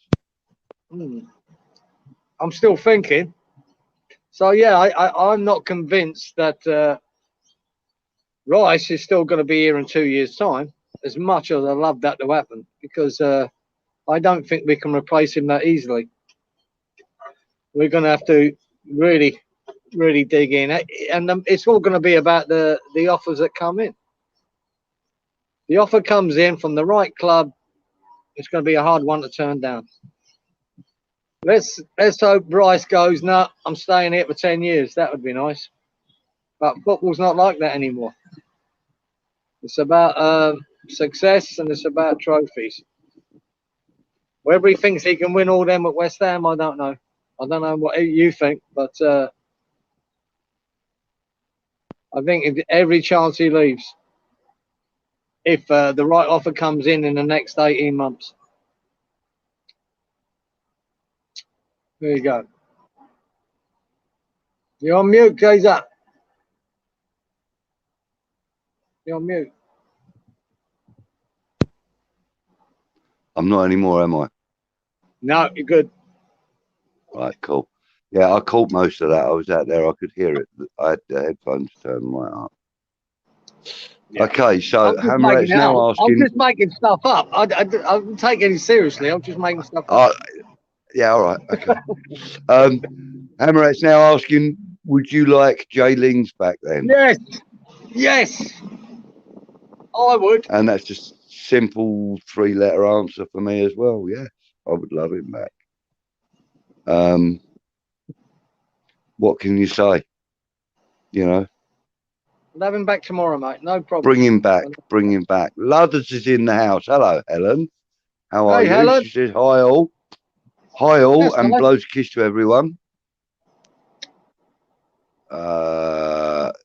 Frankie says he likes Origi. Yes, mate. Yeah, I like him. And do you know what? As soon as Liverpool brought him on the other day against us, I knew what was going to happen. I knew he was going to bloody well score. You saw it too, eh? Well, as you know, Kieran, for the last 2 or 3 weeks, I've been banging his drum for him, haven't I? You have, mate. Origi, you have. You know, and every time a striker, potential strikers, I always try and throw his name in because he's actually a player I really like, and I think he's grossly underrated, definitely grossly underused, and he's got the potential to be an 8-year man at West Ham, 7-8-year man. What man? A 7 or 8 year man. We could get 7 or 8 years out of him, couldn't we? Quite easy. Yeah, if he got a 4-year contract, that'll do me. If we got him for the next 4 years, I'll be happy. Yeah, but what is he now? 27, 26, 27? Yeah, he's got plenty of years left, man. He's got plenty of years. Yeah. Lawrence is saying, Lawrence Watkins is saying Lingard or 30 million for a striker. Well, for me, it's a no-brainer. It's 5 mil, 8 mil for Lingard. Yeah. And you're going to get as many goals as you will for a striker that's unproven in the Premiership. Somebody like ArE might not find himself having to wait too long to find his feet. Because I think he's itching and ready and waiting to go. Now, the other option that I might want to throw into that is, basically, this is because from what I've heard from a lot of supporters that are around me that are Chelsea supporters, a lot of people are pretty well disillusioned with Timo Werner. Now, I think with Timo Werner, he's got too many star players around him, and therefore he feels a bit intimidated by it all. Now, I reckon if he was to come to us and play in amongst the calibre of players that we've got now, don't get me wrong, I believe our players ought to be stars, every single one of them. Whenever they pull the shirt on, they're a fucking star. But, you know, their price tags are not Chelsea-style price tags or Man United style or Man City style. You know, we're talking mid-table price tags for us, and it's always been that way.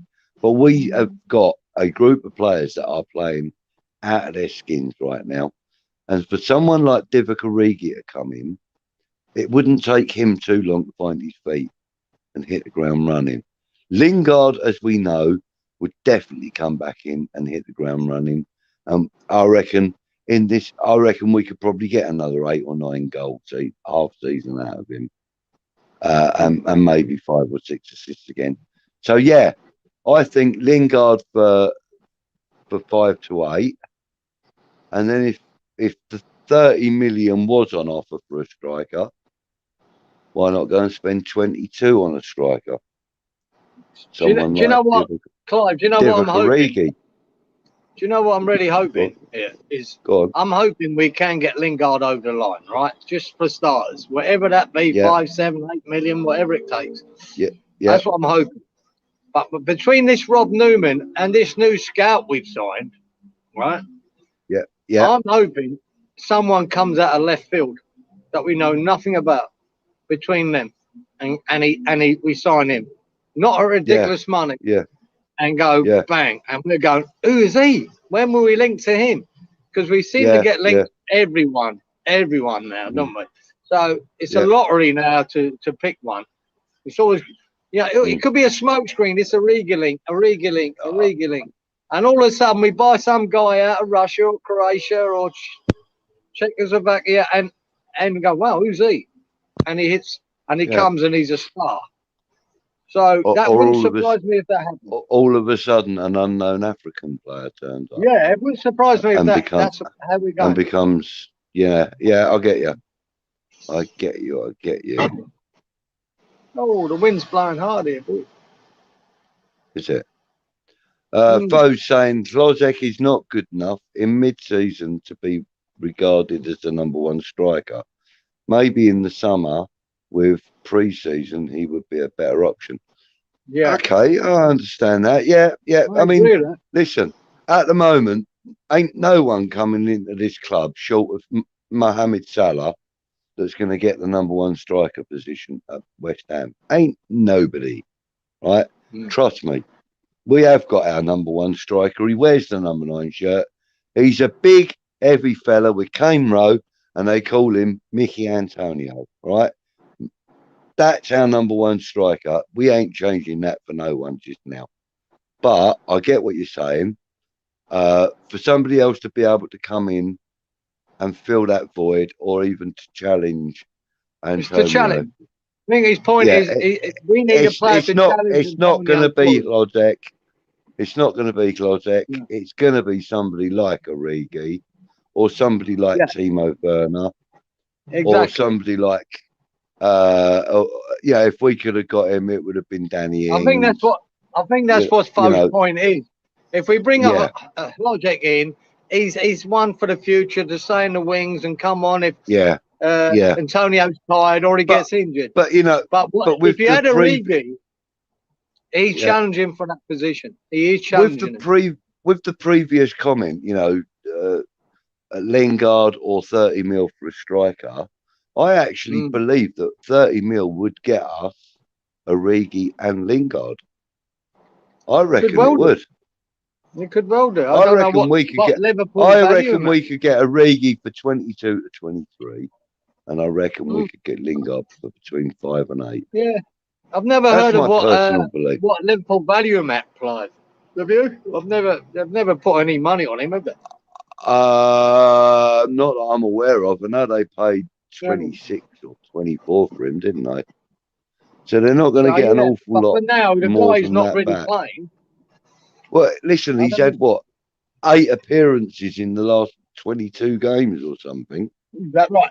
And that's all been off the bench. They're mostly off the bench. Oh no, I think he's had 3 starts in that. I think it was 3, right. But he's far better than that. He's far better than that. Yeah, but you have to look at what he's got in front of him at Liverpool. He doesn't have that in front of him at West Ham. He only has Antonio. Yeah. So Hammerette, you're right. Lingard. In. Yeah. You're right, Hammerette. Lingard would be around 7 million. That's the number I'm thinking of too. 5 and 8 have been the price range that I've been sort of like hearing and seeing, anywhere between 5 and 8. Stell's absolutely convinced. Still on West Ham Network, he's absolutely convinced we'll get him for 5. Whereas I've heard Anton say 7 to 8, and he's also on West Ham Network. I've heard Gatesy quote about 7 or 8. So, you know, he's going to be somewhere between 5 and 8 million. And there may be some add-ons on it, but I wouldn't think so because he's so late in his it'd be a big wage contract, you know. So, but there may be a hefty signing on fee for him. You know, it depends. I mean, it's normally what, 10% of the fee, so he would only get like $500,000 as the signing on fee if it was a 5 million transfer. So he would probably want something like 1.5 on top of the 5. I think, Clive, with Lingard, I don't think we should worry about getting hung up on money, because his incentive to come to West Ham is to play first team football and get back in the England squad.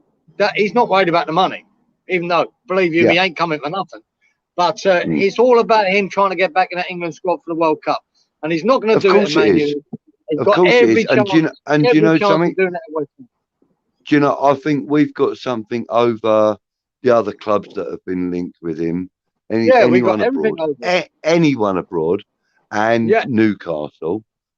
And I'm not talking about money here now, because Newcastle can throw £1 million a week at him if they want. He ain't going there, mate. Right. He's not fighting relegation. The one thing that we've got over and above any other club that can come in for him right now is David Moyes. That's it. Lawrence, you agree with me? I am glad you agree with me. It's about time somebody did, because normally I'm just rubbish. It's all rubbish normally, Lawrence. And put in the corner. They don't. They don't love me. They don't love me, Lawrence. Hammerette says, I don't feel impatient as such with our imminent transfer window. Is that I know we are one bad injury to a key player from falling down the table. Right. That's a possibility. That is a possibility. And, you know, we're not unique in that respect. There are other teams like that, I suppose. But we are. But we are very fortunate, though, Hammerette, in the fact that I've been looking at our under 23s today. I looked at like 4 videos of them. Even the phone's nodding. I looked at 4 videos of them. I've looked at plenty of other videos of them in the past week or so. And some of them players are exceptionally good. And I don't think that it would take an awful lot of work with David Moyes and his backroom staff to ready them for the bench for a Premiership game. Now, if they are called upon, I'm pretty sure that they're going to put 150% in if they get the opportunity to step on the grass. So we are one bad injury away from potential disaster. By disaster, I mean tumbling down the slippery slope. Yeah, I wouldn't call it a disaster. But I wouldn't say that it would be imminent disaster.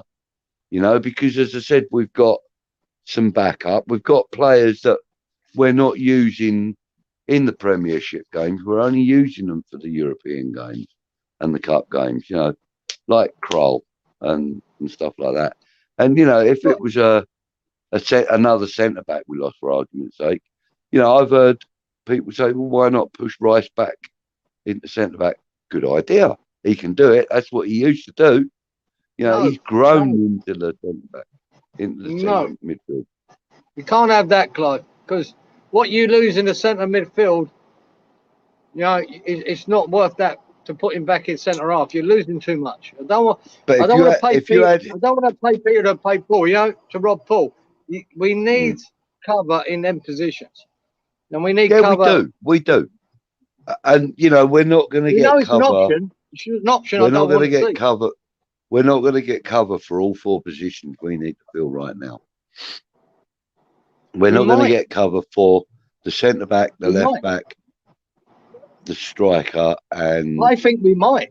It's a possibility we might, and it doesn't mean there has to be all signings. It could be another loan deal. We could have Vlasic and Krell start to come good. So there's our cover. I mean, I spoke last. We've got no one by Massa, Arthur. That's where I'd like to see it. We still need another centre back, and we need a centre forward. I'd like us to keep hold of Masuaku for a little while, just to see what he would be like if we did with him. If we did with him what we've done with him in the last couple of games, and that's by pushing him further forward. If we do that with him, now I think that Fornals is impeccable out on that left-hand side, and when he drifts into the middle and stuff, he's great. Impeccable everywhere. Yeah, and for me at the moment, Fornals is the best of the senior players that are in the senior squad, if you like. Ben Johnson, as I've said before, I think he's the most improved player in the senior squad, but he's the most junior player in that squad. I'd like to see Masuaku playing more of a wing role in games, even in the Premiership. Not for all games, but like for games like, for example, Southampton. Right now, Southampton are a little bit weak down the wings. So Soufal or Johnson or even Ryan Fredericks can burst down that right side and whip crosses in. And at the moment, we've got Creswell doing it, and we've got Fornals, but he's not a left footer. We've got Ben Rama, he's not a left footer. We've got Bowen, but he's out on the right. So we haven't got a left footer that can get right down on that line other than Masuaku. And 75 to 80% of Masuaku's crosses are decent. The other, 25 or so percent, they go wayward. But, with more game time, I think Masuaku would improve. I really do. you know. Maybe. And yeah, Frankie says, Tottenham, mind the gap.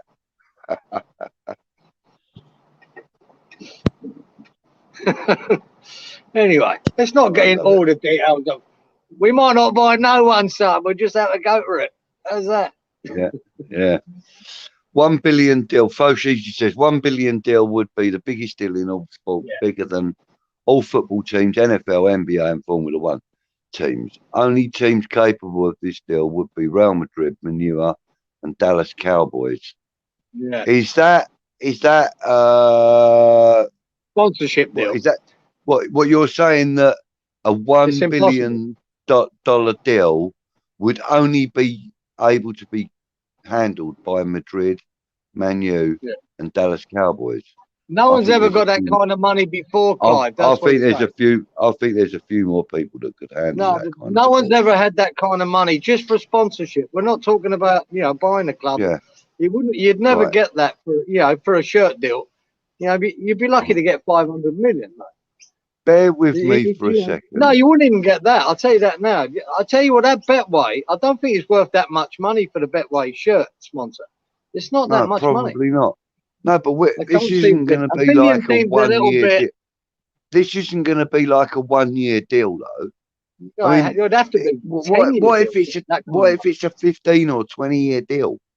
Yeah, I mean, it could easily be worth $1 billion, couldn't it? Like yourself, you're only going by one statement. I don't know what that means. No, I don't. But I'm just, actually, I don't even want to give that any more thought until I've read it, really, to be fair. Yeah, exactly. Yeah, just leave that alone. Thanks for the comment, though, Fo. Happy ArE, as long as we finish in the top 4 and above the Spuds, I will be a happy ArE. All right. Well, I'll tell you what then. Triple H. If we finish, HHH. If we finish in the top 4,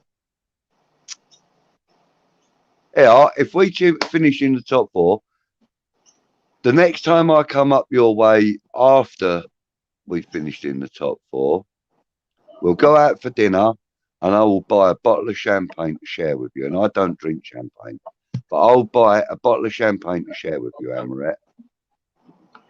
How's that sound? Clive, can I join the chat? What? Oh, I love what you want me to send you? You want me to send you the link, Lawrence? That is, yes.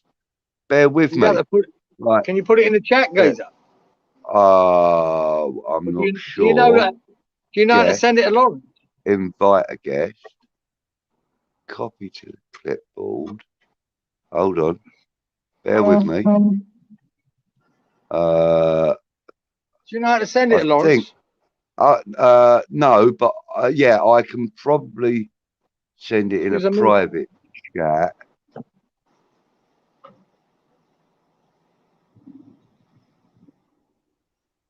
Right, let me know if that comes up, everybody. Anybody? Hang on, let me have a look in the chat. I'm going to miss a few, but...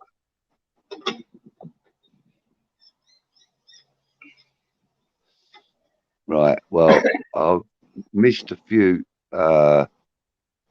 I saw the comment from you, though, Fo, about not picking on me anymore. I do appreciate that, mate. Right, so I need to go back to where we were. There we were. Can I join the chat? Right, so bear with me for 1 second, Lawrence. I'm going to try and... No, that's not it. Comments. More. Post comment. Here we go.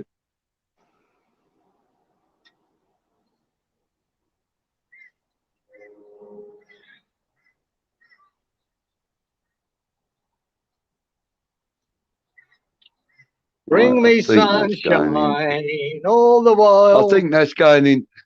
I think that's gone into the comments. Let me just double check. Yep, it has. There it has. Yeah, it has. Oh, look at you, Clive. Fuck me, you got this sorted, mate. Hey, Yeah, man. I'm getting very tech-minded, and I look. I can flip the switches on the whatchamacallits and the flips, mate. Don't you worry, I know all this tech shit. So, Lawrence, let me know. Well, I'll get a notification. Click on the link at the bottom of the chat, Lawrence, and come in and chat with us.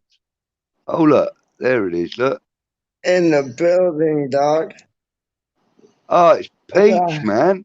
What you saying? What's happening, brother? I don't know, man. They want to do experiments on me and shit, dog. Oh, no. They'll be shocked with the results. Yeah. Half iron, half human. You wait and watch. Half hammer, half human. So what's going on? Go on. You in there now, we got another guest. Oh, who do we all watch? Who's that? Is that Lawrence? Yeah. Hi, Lawrence. Hey, Lawrence. How are you, brother? Hey, my friend. Hey, Peach. I'm worried about you. Oh, you don't got to be worried about me, Doug. I'm brand new. Yeah, you look it. Yeah. Yeah. Hi.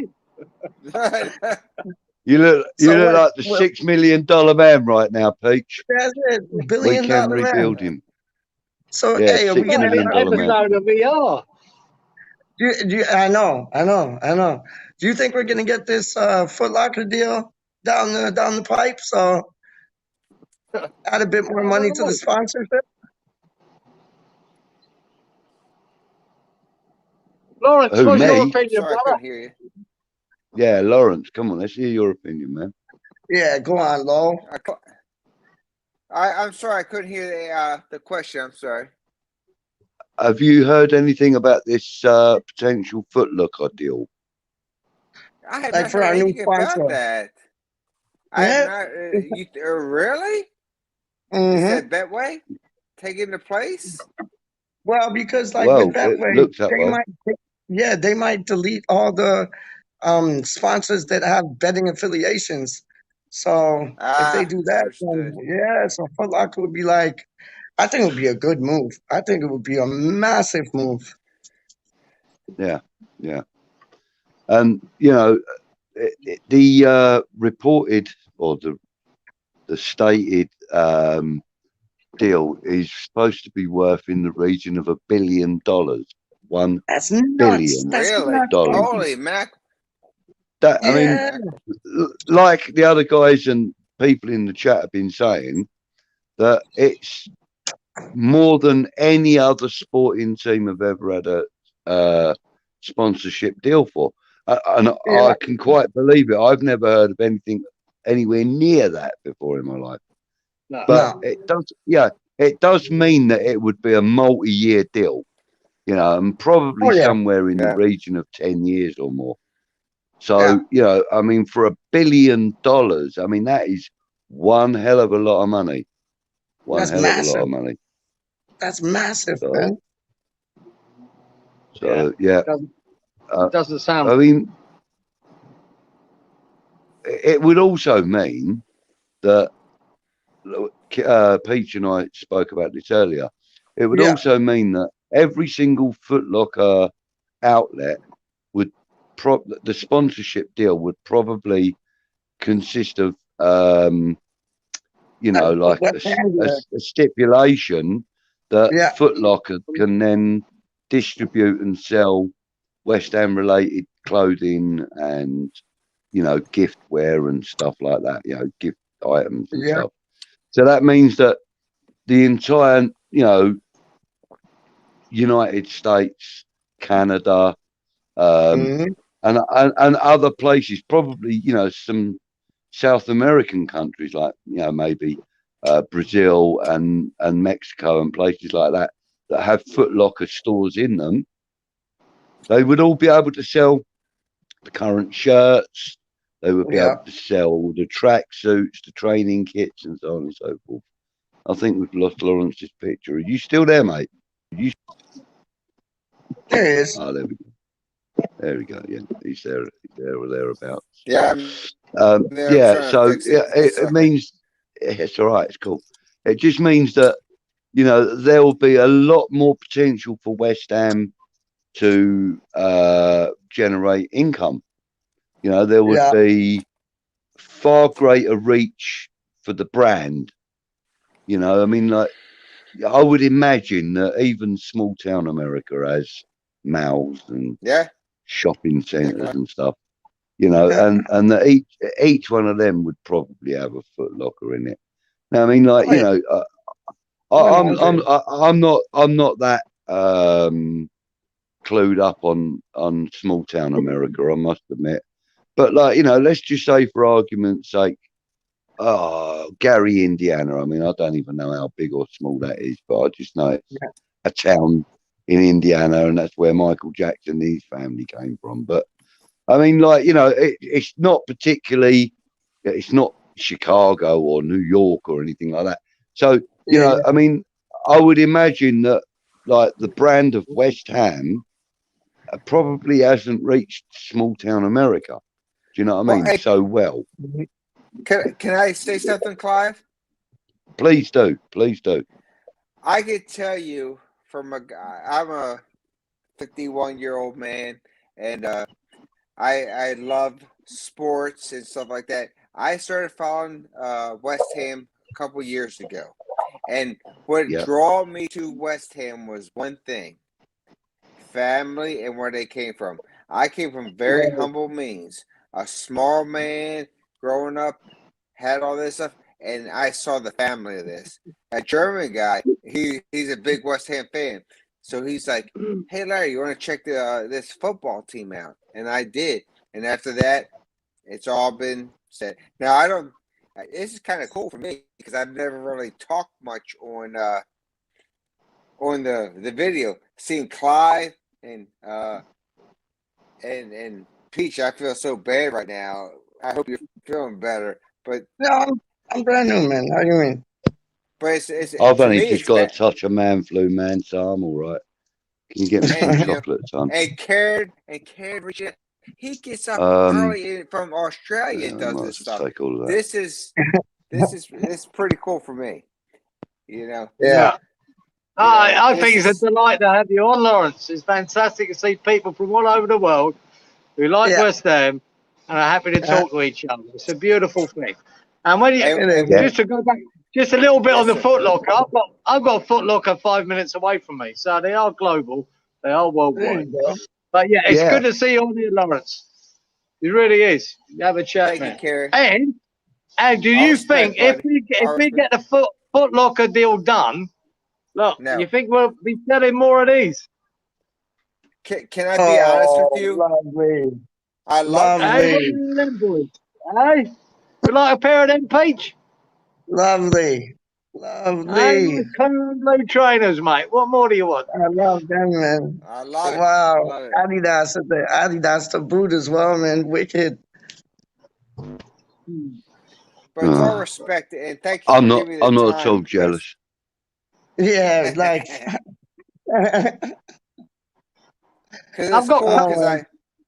I've contacted. We've always texted. We're all in a lot of the chats, and we're all family. Yeah. And this is like, I don't like to go online. It's like a second time, but it just is important. I was actually worried about Peach. I'm not gonna lie. I was worried about you. Yeah. We all were, Lord. We all were. Peach. I'm not worried about dog. Can you see that comment, Peach? What's that, man? What one? Can you see that comment? What? West Ham going worldwide? No. Helen Ludlow saying, sending love to Peach for a speedy recovery. What? Big up, Helen. Yeah, man. You getting wheeled off now? Yeah. Look, we're going to watch his surgery and everything. See you, Peach. See you, mate. Is he on the... Is that an Uber, Pete? Yeah, it's an Uber. Yeah, yeah. Hospital Uber. How do you mean VIP? Hey, look, Dalek is in the house. Hello, Cyber. How you doing, mate? I like what what Karen was saying though about like 5 players. Why not? Let's go for it. 5 players in like January. I love that.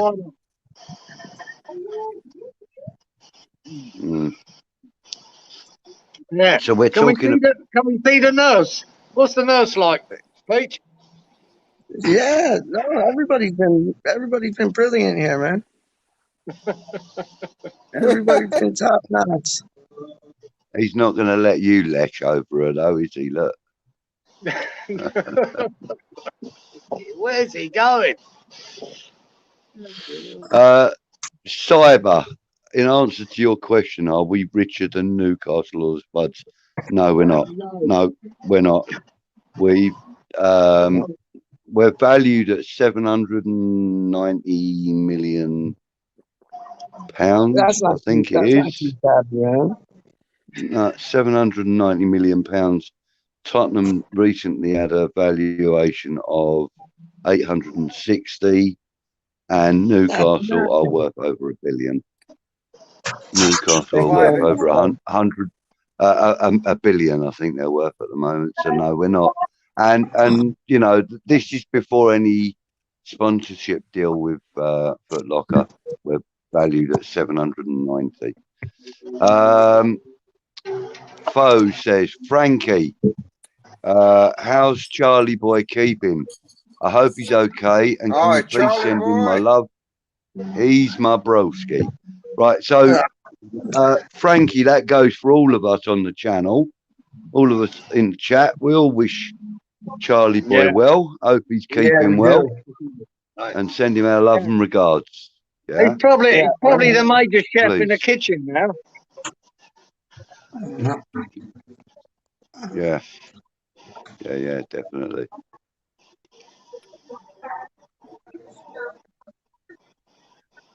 All these flipping machines, dog, they're crazy. Lawrence, where are you actually based, Lawrence? I forgot. Texas, I think. You Texas? No, Alabama. Alabama, that's right. He says that every time he comes in the chat. How did I forget that? Sweet home Alabama. How did I forget my that? traditional thing. I always keep my. What a great tune that is, and all. Lynyrd Skynyrd. Do you remember that? Lynyrd Skynyrd. What a band, man! Oh, come on, let's talk music for 5 minutes. Lynyrd Skynyrd, man, what a band! Pete, you just get your operation. We'll talk about music. I'm not getting no operation, dog. We won't get on the food just yet, though. What was the one track you had? Fly Like a Bird. That was dope. Lynyrd Skynyrd, man. He's top notch. Quality things. Freebird. That's it. Freebird. Oh, nice, Clive. You got it. Yeah. Nice. What a tune, man. And Fortunate Son. Yeah. That's another great tune. I love it. I love Skynyrd. They're brilliant. Do you know what? Actually, I mentioned to you earlier on I was playing Gran Turismo on the PlayStation, Pete, yeah? Mm-hmm. Well, on that Gran Turismo Sport, you can actually make up your own liveries and stuff. And I've done a livery on this is boring for most people, I know, but I've done a livery on a Le Mans car with Lynyrd Skynyrd in red over black. It's great. I loved it. I thought it was really good. Yes, Foshizi's saying that we didn't buy Lingard in the summer as Man United quoted us 25 to 30 million, which was a piss take. At that time, that was what they valued him at. We felt that it was a piss take, but 25 to 30 was excessive. Maybe if they'd have said 18 to 25, we might have gone for it. But, you know. So these are wicked comments, man. Yeah, man. This is my first time. I cannot see chatting. comments. Oh, let me see if I. Oh, you know what? You have to. There's on the. It's either at the bottom. You press more, and then comments, or Because it's I at the can see you guys, but I can't see any top left. comments. Right, underneath the box with the picture of us all in it. Yeah. It should say comments. Of me? Hang on, no, we're looking at it from a different perspective, Peach. We're looking at it as admin, and or as the hosts, and they're looking at it as guests. That's fine. I just can't slightly see it. different. There should be a tag there somewhere saying comment. Yeah, and it says like comments, banners, and brand, and then you just like click on the comments. Hammer's dad's still in the house. Go on. Peach, you've taken this random thing to a new level now, where you're going live from my hospital bed. I know. Give me 1 second, boys. Yeah, no worries. Great effort, son. Great effort.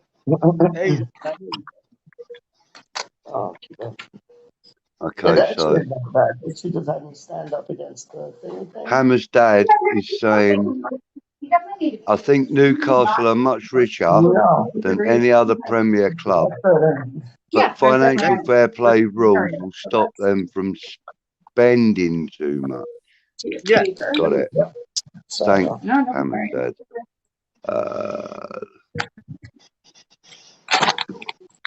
Look what happens when I type spuds. That is actually quite funny, Cyber. That's actually quite funny. City is the richest club, isn't it? Not anymore, I don't think. No. I think Newcastle have taken that. I think Newcastle have now taken that. Newcastle got the richest owners. That depends how you want to decipher it. They've got the richest owners in the world. By far, they're worth 320 billion pounds or dollars, right? 320 billion. Now that's more than Man City. Man City's owners. So that's it. Sorry, I missed Lawrence disappearing. Sorry about that, Lawrence. Hope you're okay, Lawrence. Yeah. Hammer's dad saying that he thinks that Gio may have said that Newcastle have got 300 and he's right. billion. The owners are worth 320, 340 billion. Whatever that may look like. Frankie says, Fo, he's doing good, bro. I'll send him your love. Yeah. Charlie boy. Good to hear. Eamon Green, welcome to the chat, Eamon. Rice is waiting to see which way the club is heading. If we finish top four or come close to it, come the end of the season, he will sign with a release clause. That's actually a pretty reasonable shout, actually, Eamon. I tend to agree with that. But I actually think he wants to win Champions League with West Ham. That's what I think his ultimate ambition is. That's my own personal opinion, though. Who's that, Budgie? Who's that? Rice. Eamon is saying that he's waiting to see which way the club is heading. If we finish in the top four or close to it, come the end of the season, he will sign with a release clause. I agree that is a possibility, but I actually believe that he wants to see us in the final of the Champions League.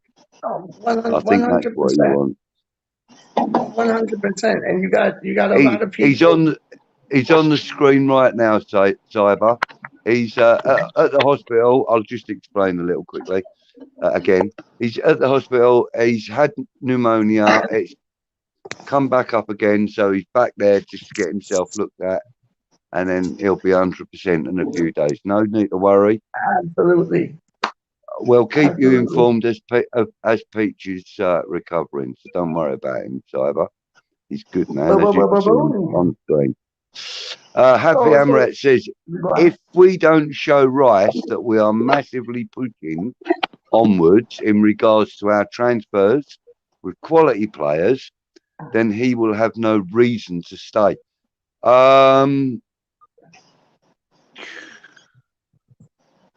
Yeah, I agree, actually. I agree that it would give him less reason to stay. No reason, I don't think. I think the main motivation for Rice at the moment is, you know, this time 4 years ago he was an academy player.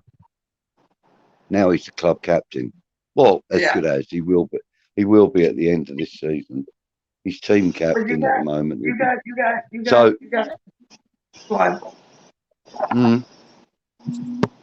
You go. You got people like Simon Jordan and people like ArE and just stupid dumbasses like that. That they're like, oh, Rice needs to go to a Champions League club. He's at one. So what? I don't get it. Like, we finish Champions League at the end of the season. He's at the Champions League club already. So talk shite can piss right off, dog. I don't get how their mind works, man. I don't. They just want to split up clubs, like, So, Kieran, you were saying about the 5 players. Who was that again? That was Halselek. That was Lingard. Was that like a line? I didn't name more. I just wanted. I would like to see us bring in 2 strikers. I'd like to see us bring in a left back and Lingard and a centre half. Well, whoever they may be, because I just believe this Rob Newman and this new scout have got players lined up or suggestions that we don't know about, and I want that. We might know who they are, guys. Who comes in, whoever it may be. But I don't. If you wanted to push for that last 5 months of the league, bring in 5 more players. I'm not sure it'll happen, mate. You've got every chance of being in the top 4. You've got every chance of challenging them for the top 2. Who knows? But I think that's what it would take to make a serious challenge. And if you don't do something like that, I think, top 6 is a good finish. But if you really want to try and upset the apple cart, this is what you need to do. Whether that'll happen, I don't know, mate. I don't know. But if it happened, I'd be very excited, mate. Really excited, mate. Yeah, me too, mate. Got an opportunity then, Yeah, and it's not undoubtable or undoable because we got money. We got 2 scouts now rather than 1. We can swing it, man. Why not? Be nice to give it a go, wouldn't it? Love it. Hey, throw the dice. Let them roll. Let's see what happens. And there you go. There you go. Yes, please. Yes, please. Yeah, I'd love to see it, man. Like a lot of beeping going on, geezer. What's going on? I know. And beeps, blips, and blocks. Yeah. Oi, Peach, you better not flatline on fucking live YouTube. I might get taken down. That would get some hits, though, wouldn't it? Wouldn't it? Just, mate, you'd be fucking right. Peach went out in style. We can put the title in the video. Peach flatlines live. Yes.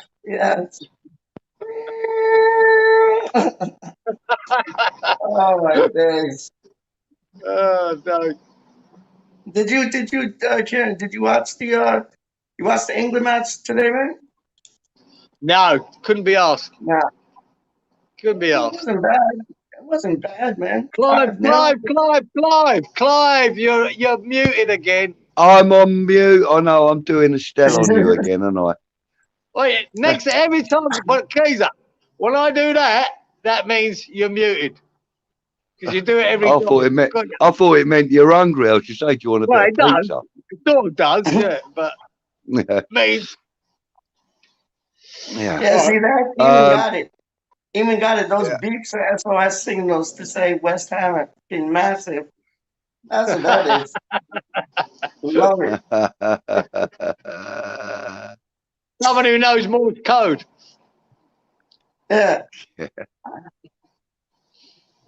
Oh my days. What happened to Lawrence? Cyber Leader's asking, do we know about the new update? I presume this is a YouTube update. What's that? And they're removing the dislike button, apparently. Oh, really? Yeah. It's the only one I hear. Wow. It's the only one I press. What's going on? That's no. Oh shit! Hold on. One second. That's no fun. You have people. Some people have to dislike. Yeah, man. Yeah. Thank you, Welcome back, back Lawrence. in the building. Hey, welcome Lawrence back. is back. I know. I was sitting in the He's like bathroom. Scarlet Pimpernel. I was waiting for Clyde to let me back in. You're welcome, son. Carry on Thank chatting you, amongst yourselves while I dive into this pizza in front of me. What do you got on the pizza, though? What do you got on the pizza? Well, it's double pepperoni and double cheese. So, sorry. Yeah. Oh, yes, it's, please. Hey, Peach, no massive. pepperoni and pineapple. Lawrence, I take it you're retired now from the Navy and that. Yeah. Yeah. So what does life hold for you now? What are you doing now, my old China? Well, I'm still working. I retired from the Navy because the great thing about the military is that you can retire at a younger age and still get a pension and still work again. So that's what I still do. I'm a distribution manager for a company, and I do okay. So I could not just retire yet. I'm still young and a 51-year-old man. Yeah, exactly. I know, but you've done a long time in the service. So I take it you would have called into Sydney, would you, at some stage in your Navy travels? Or no, I saw that. I think you had a Victoria beer there at one time, and I think I poured it. Victoria better. Yeah. We went in. One of my cruises, we went to Darwin, Australia. You went to Darwin for that. So, wow. Yes, sir. So, and I'm an East Coast sailor, so I've been all around the gosh darn world. So, but Australia was a country that awesome. Yeah, it's beautiful, isn't it? Yeah, all respect. It's just a country. It's more about the people. More about the people that are in it. Yeah. Sorry, we're breaking up a little bit. I'm sorry. All right. Just there's been a bit of breaking up there. That's why I couldn't hear that much. Yeah. I don't know why. Yeah. I'm good now. Hold on 1 second, boys. Hold on 1 second. Hold on 1 second. Cold interference. We always get it when Kieran's on here. Carrie, can you hear me now? Huh? Carrie, can you hear me good? Can you hear me? Yeah, that's better. Or is it breaking up? Yeah, gotcha. No, it's real good there, no? Yeah. Side brown broad on here, yeah. That's a good point, so fine. All right. You still eating, Clive? Jesus crikey. Yeah. I've only got 2 slices of pizza, but I don't eat fast.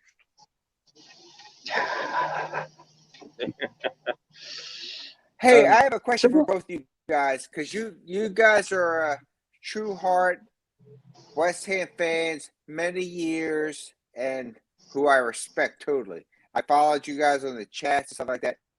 How do you feel about like a rookie like me coming in, becoming a West Ham? But before you say this, I did not start as a West Ham fan when they were like as they are now. I started like 2019 when they were like that. Is that okay, or because you guys are allegiance to your? That's why I joined, because we're a family. That's how I see it. Well, Lawrence, I'll answer this for a quick one, Clive. Yeah, go on. The reason I've ever went into any chat about West Ham was American Hammers TV. All right, I found it accidentally on YouTube. I didn't even know it existed, and I was watching them for a couple of weeks. I went, well, and all the people in the chat, and I didn't even know how to get onto the chat. So my son sorted it out, and I started talking to him. And the guys there were fantastic, you know. And Fo Sheezy, my man, Fo man, he was one in the chat, and Neil from down under, another Aussie boy. all the American guys there, and Tim, who runs it, he asked me to do an interview. And this would be 18 months ago, maybe longer. And I did an interview with American Hammers TV. And my question was, what are you doing supporting West Ham? You've signed up for a life of misery. A life of misery. What are you doing? And I have total respect from anyone, whether it be American, you know, Thai people, whether it be Japanese, whether it be Indonesian. If they support West Ham in the days where, you know, we're not going to win nothing, I've got a lot of respect. And you're right, Lawrence. The Man City fans that are worldwide now, they chose to glory. Man United fans choose glory. Liverpool fans choose glory. West Ham fans didn't, no matter where they come from. And that's where I have a lot of respect for guys like yourself around the world that picked West Ham for whatever reason it was. Whatever reason it was. But it's not for glory. We might be doing well this year. We could be bad next year. That's what it is with West Ham. And I've had that. I've been supporting West Ham. I'm 60 now. So since I was about 8, I was 9, I was going to games. And we saw bits of glory, but mostly not. That's life. That's life with West Ham. So I do respect you, Lawrence, and anyone else that supports West Ham. And it's not because we're doing well now. We still haven't won nothing. We haven't won nothing. So, yeah, you'll never be accused of being a fair weather fan. Yeah. That's awesome, because you're right. I am not that type of person, man. Thank you. That's awesome. Yeah. And on that point, I feel exactly the same way. I welcome any new West Ham supporter because, you know, I'm a father, I'm a grandfather. I love to see my family getting bigger. Like you said, Lawrence, this is a family. It's growing every day. And, you know, doesn't matter if you joined up yesterday or, you know, 20 years ago. It doesn't matter. The day you sign up for West Ham, like Kieran said, you know, you sign up for a life of misery. So welcome to our life of misery, my friend. I have a lot of teams like that. But I'm a loyal person. I'm a very caring, loyal person. And when I got to the chats, and Karen and you too, Clive, that I see the comments before we even come here. Now we see each other. It wasn't. We chatted on there and we had banter back and forth. And I actually, like I said a couple years ago, but for me, I came from a very humble means. As growing up, I've been fortunate and I've done okay, and that's where I got from. I'm a Navy retired sailor, and West Ham was a shipping industry where they were at in that area, and that lured me to them. That's got me to them and respect. And what I would like to say is that I thank you, Clive, and I thank you, Karen, for giving me to be part of the team, because sometimes it's like, I don't want to hear this guy. He's fake. He's not that. I'm not that way. If we're not doing well, I know we're not doing that well, but it's my team. That's life. I mean, yeah, I'm gonna quote something that that DJ Russie B said to me, or said about me when when I had my first appearance. It was on Hammers Network. West Ham Network. And it was a show hosted by Anton and Russ, and they invited, you know, some of us to come on and chat. Yeah. Now, I'm going to quote the same thing he said after I'd finished my chat. He said, it's nice to have somebody else come on with their point of view, that they're not limited to sort of 200 characters on their keyboard. They haven't got to think about whether they're spelling it right or not, and all this, that, and the other. It's just nice for you to be able to come on here with us. You know, in this, I think we kind of try and make it relaxed for guys like yourself that do come onto these shows. And, you know, like it has been done for us as well, it's been made comfortable for us as well. And it's nice for you to just get your point across and to give us a little bit of history on why you're a West Ham supporter. You know, we don't get to hear that too often from people. So it's always nice to hear that, you know, 2019, you started supporting West Ham, mate. That's the day you were born. That is the day you were born, as far as we're concerned. You know. Well, I appreciate that. We don't. The thing Go on, carry on. Sorry. Carry on. No, please, I said please. when I came on. The reason why I came on tonight, I came on for the West Ham stuff twice ever. I did it a couple weeks ago, and I did it tonight. And I did it tonight because of you and Karen. That we've done our going back and forth on the chats and agreeing and disagreeing, and how we should have a starting lineup, who should play, who should leave, and all this. And tonight I just wanted to be part of it. So. Again, first of all, thank you for allowing me as an American, for an American guy who's definitely learning, who loves his team, West Ham through and through, and has bought so much gear in the last 2 years. My wife will probably go crazy, but to show you that when I'm all in, I'm all in, and I just appreciate the opportunity. Period. That's kind of where I'm at. It's our pleasure to have you on here because we love absolutely. We love different points of view.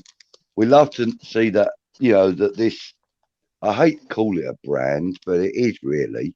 But this it's club a passion, that we've it's a loved, family to me. Yeah, I mean we've myself and Kieran, even though we only met some 4 or 5 weeks ago.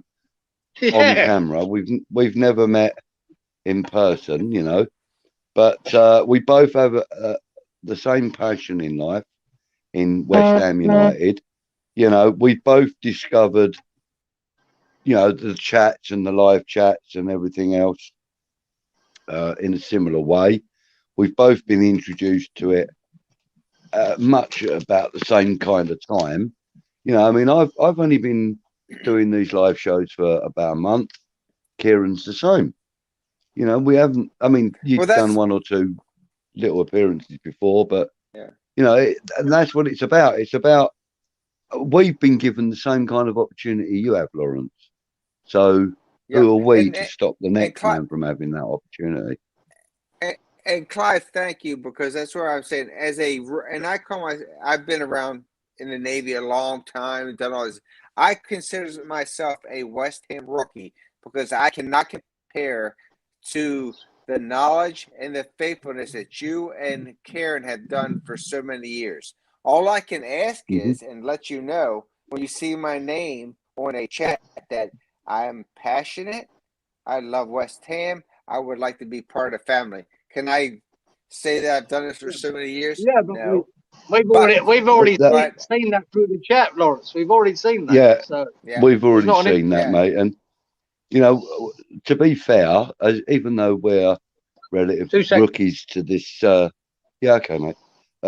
Even though we're relative rookies to this YouTubing ourselves, we got kind of an idea of how the etiquette and everything is, and and also we know that there is a certain amount of politics involved in things like this. But Kieran and I are both just down to earth guys. We don't really care too much for the politics of anything. If we think somebody looks like a complete idiot, we'll tell them. If we think they're talking like a complete twit, we'll tell them. But we also, as I say, we like to have the opportunity to have our say, and we both like the fact that we can give somebody like yourself and anyone else that wants to come in and have their say, we'll invite you on and we'll welcome you while you're here. And your point is as valid as mine, or as Kieran's, or as Peach's, or even as exactly. You might see things in a different way if you don't, because you got to remember, Lawrence, watching West Ham for 50 odd years, you've got a cynical side to your thinking sometimes. You're always looking at the bad where you should be looking at the positive. It's hard for us because we've seen so much disappointment. It's hard to get rid of that cynical side. Yeah. So when you get a fresh view on things, sometimes it's refreshing. It makes you think a little bit and go, maybe I should be looking more positive. Maybe I should be going, no, not waiting for the bubble to burst. You know, we get that a bit when you're an older fan. Really We've good. actually, and all this, what we're doing here is all thanks to Peach and Titch as well.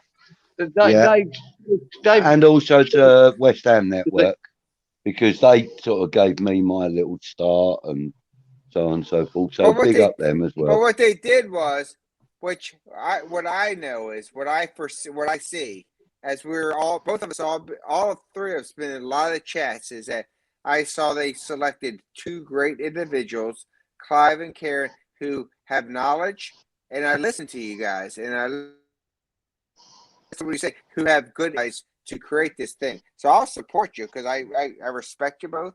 Cool. Again, this is the second time that I've been on my wife has never been on the TV before and done this before. So I started to do this just to show you that I really respect you both, like your stuff, and I want to support it. So, well, that's great. Thank you. This is what you guys like to do. Your channel stuff, so it's cool. Now worry about Lawrence, right now. me and Clive never thought that anyone would just want to listen to us two old fuckers. So you know, maybe they will. Maybe they still will. Maybe they won't. We don't know. Well, shit, we're man. just like we're just like the two old fellas off the Muppet Show. I'm not a young man anymore either, so I'm not a young guy. Yeah. We're like the two old fellas on the Muppet Show, aren't we? Yeah. We've been likened to them quite a few times. Yeah, Waldorf and Stadler or something, innit? I want to make a point. Foshizi's saying, let's be honest, why would Origi swap the Liverpool bench for the West Ham bench? I'm sure he would want certain playing time guarantees, which could upset the apple cart with Antonio and others. That is quite a valid point as well, Fo, actually. Well, he wouldn't get certain guaranteed playing time, Clive. He wouldn't get guaranteed playing time. If he didn't like it, he wouldn't. Yeah, he's behind 3 guaranteed starters at Liverpool. He'd only be behind 1 in his position at West Ham. That's why I think he probably would change. No. If he came to Moyes and said, I want guaranteed starting time, Moyes wouldn't sign him. Because that's not the deal, is it, at West Ham? You play and you play for your place. That's the deal. Yeah. Now, if you're good enough, you take over Antonio's place. If you're not, you won't. Yeah. Cyber Leader, the window open yet? No, it's too bloody cold out there for that. And if you're looking at the transfer window, then the answer is the 1st of January, mate. That's when that opens. Opening no windows in this weather. Cool, you're having a laugh. So look, everybody's left me now. Look, Hammer's dad, well said, Foshizi. He'd get Europa though.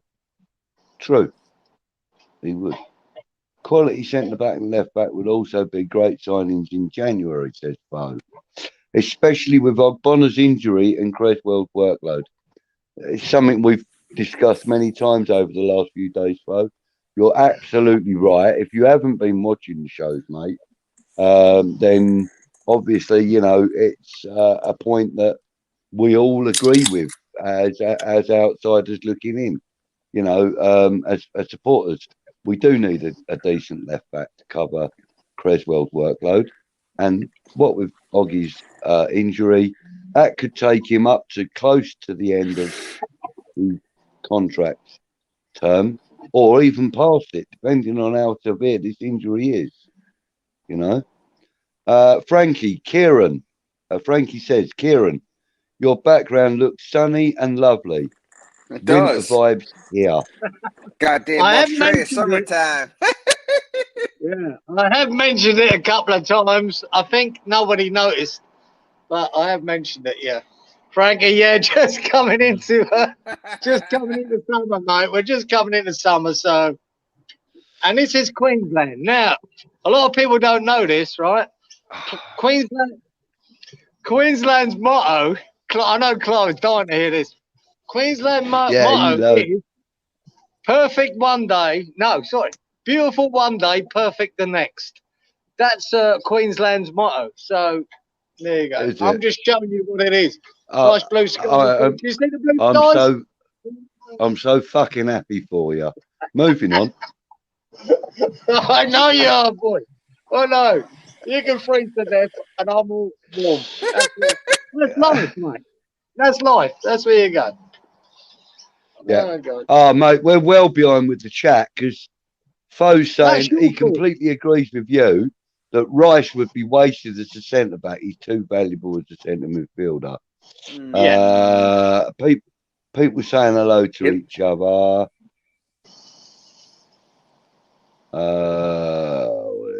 Let me go through it. Fucking hell, it was about an hour ago. Yeah. Eamon says, sorry, Masuaku is useless for the level we want him to be at. I want to say Flog him to Newcastle with Yarmolenko for 30 million quid. Yeah, what, for the pair of them, Eamon? So you take 30 million for Masuaku and Yarmolenko as a pair. You would sell them for 30 million. We would get 30 million. That's far too fucking expensive. That's far too expensive, mate. I'd let them both go for about 15, 20. They're both surplus, mate, as far as I'm concerned. Sorry, but I really don't rate Yarmolenko at all unless he's got a yellow shirt on. Yeah, but you're hoping Newcastle is stupid and give you 30 mil, aren't you? So. Hey, Newcastle, the richest one going relegated. Exactly. Yeah. They're going down, mate. They're going down. All right. So Fo says, sorry, buddy, I'm going to stop. I love you, bro. I'm going to stop picking on you now. Thanks, Fo. I've been waiting for that comment to come up. That was about 40 minutes ago. Yeah, I know. And then where you been? Actually, that's when I put the what's the name in for Lawrence to join us. Right. Darren says,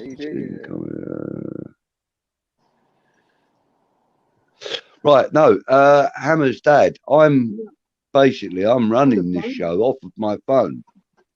You know, I'm hosting it on my phone. So you can join. If you want me to, I can put the usually they want the link. Yeah, that's right. Yeah. That's what I did. I couldn't find the link. It goes back on the chat. He's got it, doesn't he? It goes back on the chat. He's got the link. Put it in, didn't you? How about if I just do that? Karen, when they see somebody like me on there, they all want to be on. Right, it's back in the chat again. Right, yeah, they're getting braver. They're getting braver because you've jumped in, Lawrence.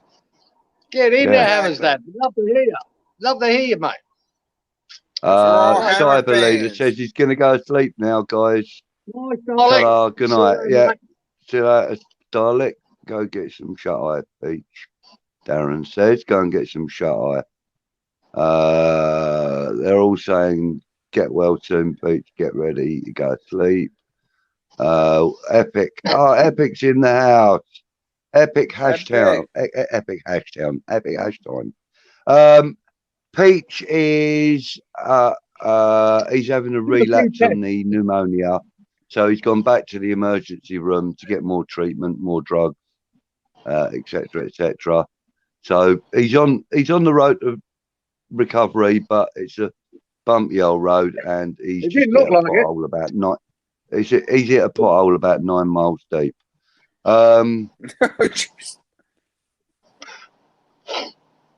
Amistad says, I could get claret and blue trainers last summer. Yeah, there was a few pairs of them floating around, mate. I got offered a couple of pairs of them.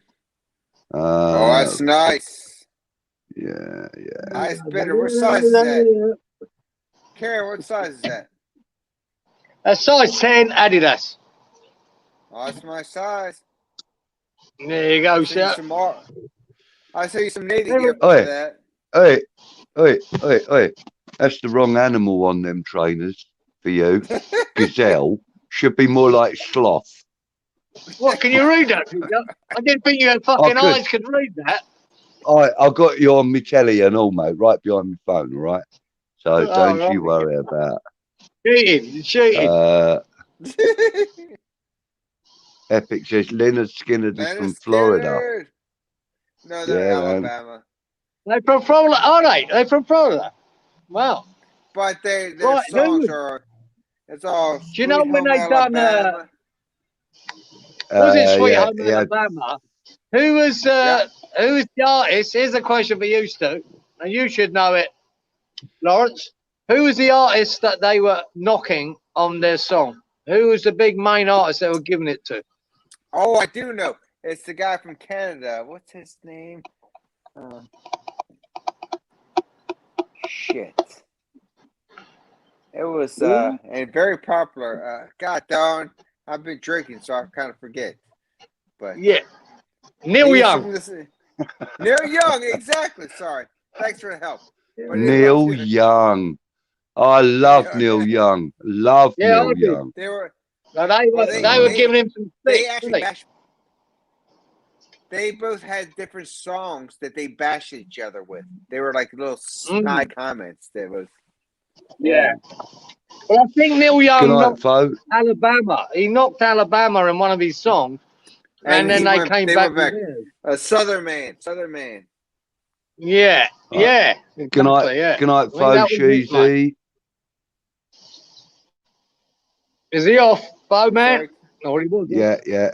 He's out of here. Look, he says goodbye to everybody but me. But then see you later, Bo man. Hammer's dad's gonna crash. Good night, Hammer's dad. Lovely to see you, chap.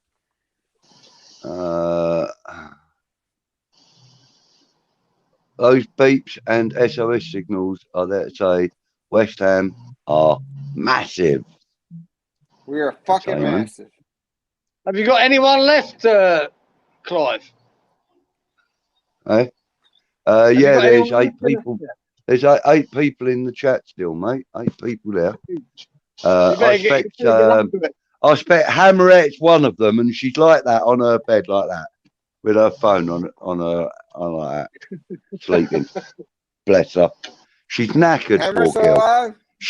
She done an 11-hour shift in a pub today, for Christ's sake. Who can do that? She does that every week as well, man. All I can say is I've never talked about. I've did some stuff with Hammerette. She is the best. Yeah, she's always there. Always supporting. Love her. Yep, brilliant. And Hammerhead. Yep. And when you go onto the West Ham Network feed, you know, the YouTube feeds that they do on the live chats and that, she's one of the moderators, so it's always a good idea. Oh, is she really? Okay. Yeah, because she can boot you if she wants to, you know. I don't ever talk too bad. She keeps threatening to do it to me. She keeps threatening. You didn't need to boot you, Clive. You fell over on your own. Okay, I'm going to focus. No, I reckon she pushed me. I reckon she pushed me. That's what I reckon. Right, an allegation. Shit. I want one sentence from both of you when I say one word. Okay. Right. Vlasic. All right, go on, Kieran. You go first. What? My opinion on him? Yeah. Yeah. One sentence. One sentence. I think he's going to come. I think he's going to come good. Okay. Clive? I don't know. Mine? I think he will. Mine is wait and see. Yeah. You know what? You guys have said something that I'm not hearing much from a lot of the fans. They're like, they've already given up on the guy. My opinion is wait and see. I'm like with Clive. I'm like with Karen. Wait and see. Give him time. He's never enough. He has screwed up enough. I'm losing. He has not given enough time. How sure he's? Can you hear me? I'm losing you quite a bit now. You're going kind of electronic. But I got the gist of what you were saying, and I'm just going to do a few more comments because I'm thinking about closing up the stream fairly soon. Been going for 2.5 hours. So Darren Higgins, he's out in Thailand. He says, "You're welcome into the family, Loz. I had no choice, but you have chosen the best team. Enjoy the roller coaster ride, my friend." Frankie says, "Welcome to the family, Lawrence." Amos says, growing up and listening to the football results on the radio, I was always wishing the other team playing West Ham would get a 0, as then I knew I would be happy that they didn't get beat that week. Nice. And then he says, but the 0 didn't happen that often. Laugh out loud. 11 weeks until the window opens, apparently. We've done the StreamYard thing. Oh gosh, look, I'm almost at the bottom. I am at the bottom. Frankie says, Newcastle getting relegated would be effing hilarious. It would be funny. It would be funny to a degree. I've got 2 daughters that live up there, so it wouldn't be that great. Yeah, but and I wouldn't Bo Shinsey is saying good night, Budgie. So yeah, good night, Bo. Right, that's the end of the comments. I don't know how the hell I got to the end of the comments. We've still got 7 people watching. We've got our good friend Lawrence in the studio with us.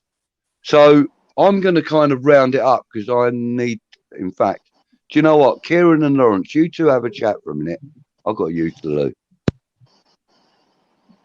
Right. So, Lawrence, what do you think we'll end up this season, mate? Do you think we'll top 6, top 4? What's your hope? Top 4.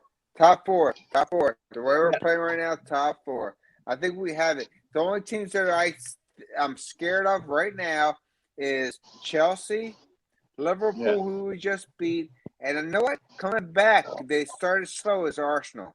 Those are ones. Everyone else, I think we can beat. We can beat Man City. We can beat Man U. We can do all that. So those are the teams that I think. I think we can be a top 4 team.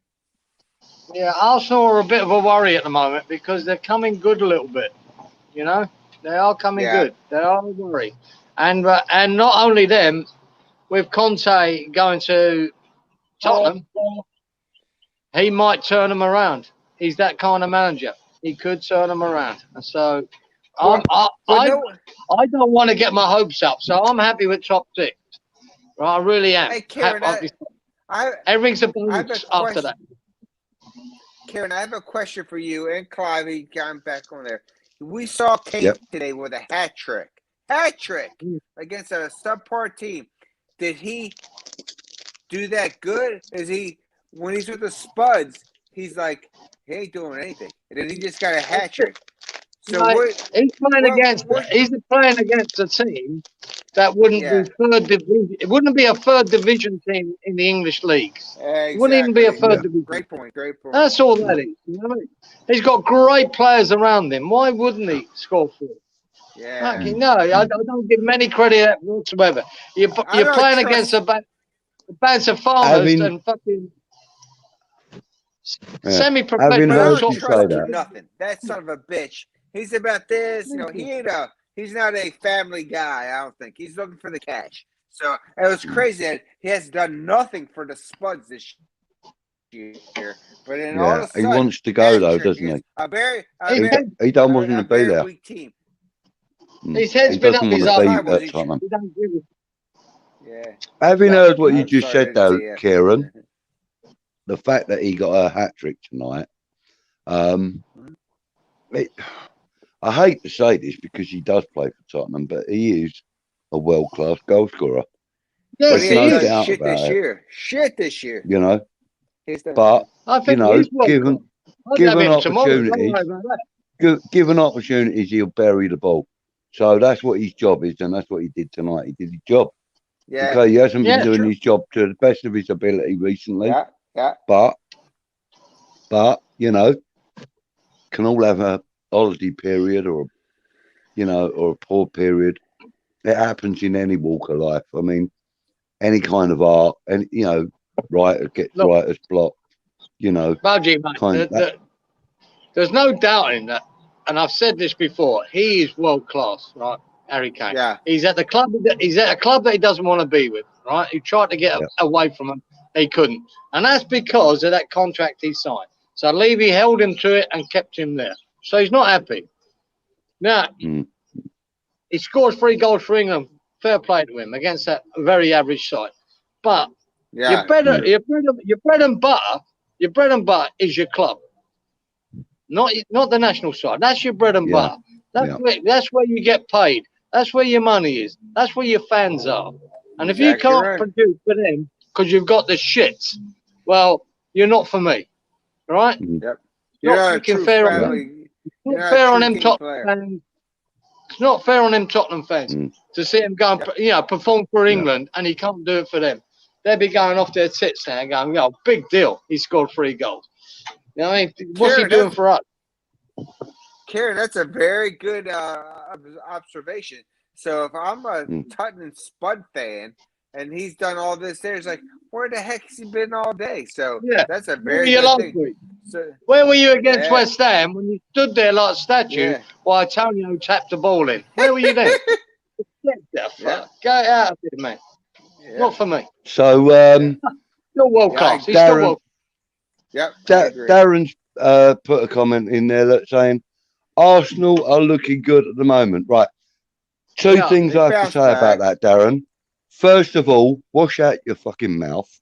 Because I don't want to hear that kind of shit coming out of there no more. And secondly, get to an optician. He's right though. But Lawrence said that. That's why you have the piss. They are looking dangerous. Start off slow. Fuck them. They're shit. I'm taking a dose of whatever it is you eat every day. Fuck's sake, Kieran. Eamon says Arsenal have had a few easy games of late. They have a few tough ones coming up. We will see where they are after they've played them. I fully agree with you, Eamon. And if I see you in a pub, mate, I'm buying you a pint. They are looking better, mate. They are looking a lot better. They were garbage people. And Darren agrees. Yes, Eamon, time will tell. Agreed. You guys got to have Lawrence on more. You three a good match. Thank you, Frankie. I appreciate that. I enjoyed having Lawrence on tonight. It's been great. And yes, we will. Next time you're in the chat, Lawrence, give us a holler.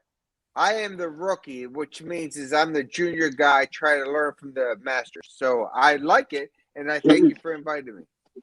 But the thing is that you will bring along with you some very, very good questions that some others wouldn't think of. So bear that in mind. Next time you're in the chat and we're on the screen, give us a shout and we'll get you in. Not a problem. This is a family. That's all right with you, isn't it, Grandad? You talking to fucking me, wanker? He's talking to the white beard guy, not me. I don't have. Wait, I know I'm old enough to be a granddad, but I don't have any grandkids, so no. And I've got 6 of the little buggers, so. Oh yeah, I'll give it you some. No, I've got 5. Sorry, 5. None of you've gone fucking bald. I have 0 that I know of. Yeah. Right, guys. So we're going to round it up then. I have no idea what we've been talking about tonight because it started off talking about under 23s and now we're talking about. We've done a bit of music. We've done Peach in the emergency room. We've covered a bit. Yep. Next week we'll talk about Thunderbirds. Oh God. Do you remember that show? Oh mate, I grew up with it, didn't we? Grew up with Thunderbirds. Yeah, Thunderbirds all go, mate. Had all the toys. Yeah, me too. Great. Anyway, listen, guys. It's been an absolute pleasure chatting with you both. For sure. Thank you. You're always welcome on, Lawrence. Sort of average. Any time I'm sitting in the desk, you're always welcome to come on. And I'm sure Peach and Kieran and Titch will feel the same way. Well, I appreciate it's refreshing. It's refreshing having a guy on that like you've openly admitted, you know very, very little about the game really, and you want to learn more. That's great for us because it gives us a chance to talk about stuff that we got passion for. So Yeah. Please feel free. Yep. Yeah. What we do, must do a show just talking about old school games, mate. We could talk for about 6 hours with that one. We will. We'll do another one of the Uncaged like we have tonight, where we just talk randomly about anything. Live, so we'll come back on in about 3 hours. I'll tell you what, I could probably schedule one for about, I don't know, about midnight my time again tomorrow night, which would be early morning for you, Kieran, and late afternoon for you, I believe, Lawrence, yeah? Yeah, man. Think about it, and we'll just go there. We'll see. Yeah, well, we'll see what we can do. Well, I'll try and arrange another one. So, you know, guys, thank you so much for coming on. Shame we can can't. I say one thing real quick? You can, please. Yes, do. I want to thank you, Clive. I want to thank you, Karen, for having me the opportunity. And I know I'm new to the thing, but I love West Ham. We're fucking massive, and that's my team. Come on. Well said, Lawrence. All right. Well said, mate. So, Kieran. Yeah, mate. Oh, in what time do we have now? It's 3:45 my time. Holy shit. So, You've been up for a long time. So, in 7 hours and 15 minutes, episode 2 of Football Unfocused will be out on YouTube. That's 11 a.m. UK time. Yeah, we've got we've got that to come out, haven't we? Forgot about that. That's coming out at 11 o'clock in the morning. So that's in just a little over 7 hours from now. So guys, work out what your time differences are. That's 7 hours from now. Football Unfocused, episode 2 will be on with live chat. Obviously, it's a pre-recorded show, but either myself and Kieran, or one or both, or Peach, or any, you know, there'll be a few of us in the chat anyway. We'll try and there'll be a live chat going on with the premiere. All right.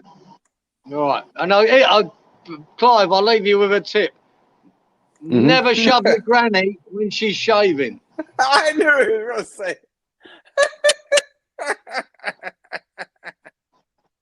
Very good tip. Never shove your granny when she's shaving. Kieran, the mind fucking boggles with you, son. I swear to God. Oh my God. I don't even want to picture where my granny might be shaving. For God's sake. No, you're not meant to picture it. Just don't shove her. That's all.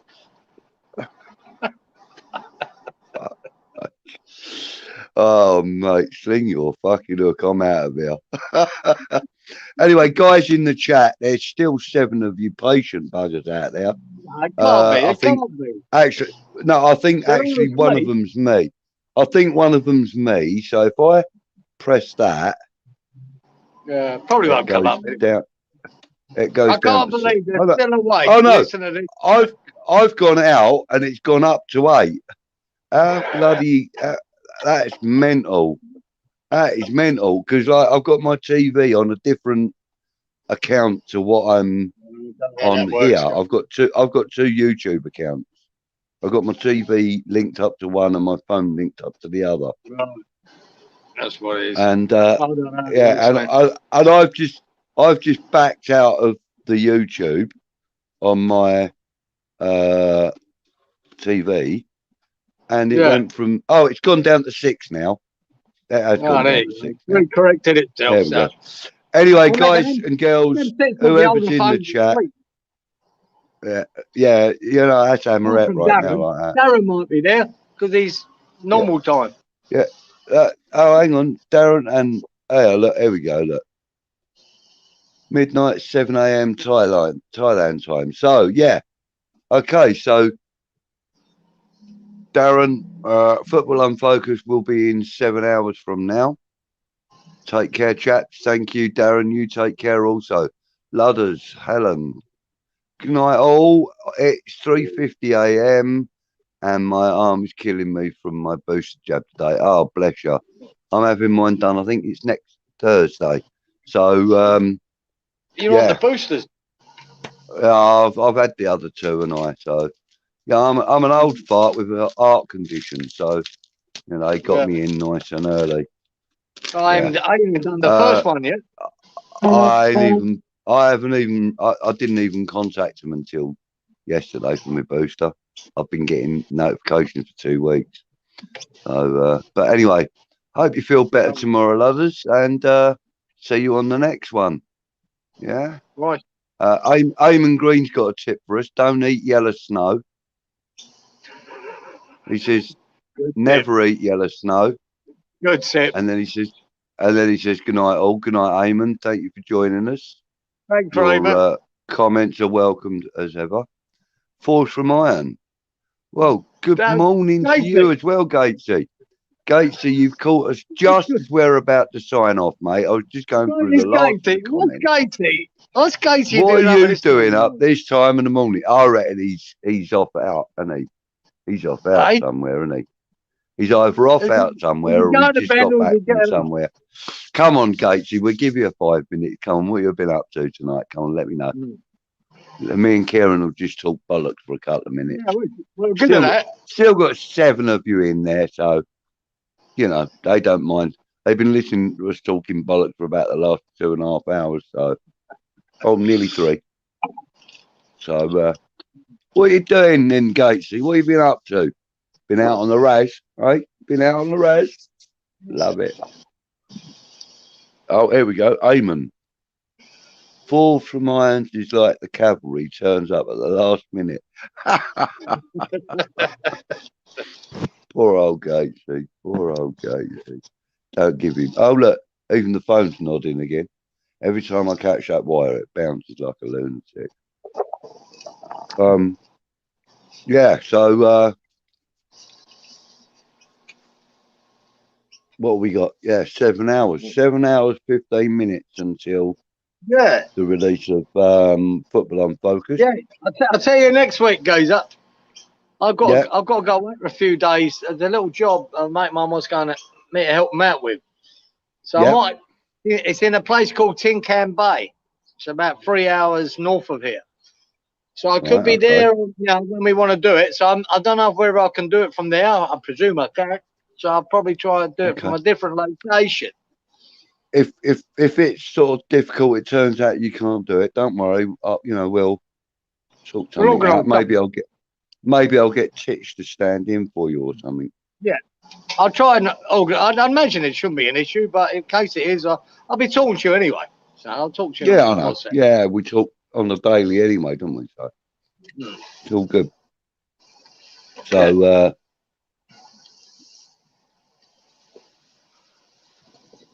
Darren saying, morning, Mr. Gates. How is the Garden of England? He's not talking to us anymore, look. He's coming. He said good morning, and now he's ignoring good morning and fucked off. Yeah, probably that. That's probably because I said we were wrapping up. He probably thought, fuck him, and switched it off without even hearing me out. Anyway, it's not too cold there yet. Goes with it, Clive? It's not. You haven't hit real winter yet, have you?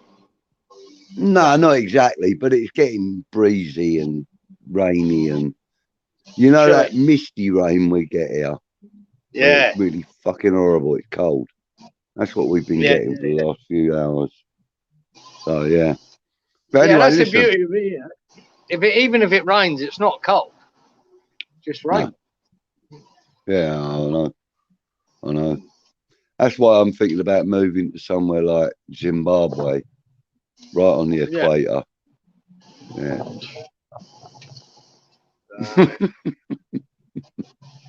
Anyway, listen.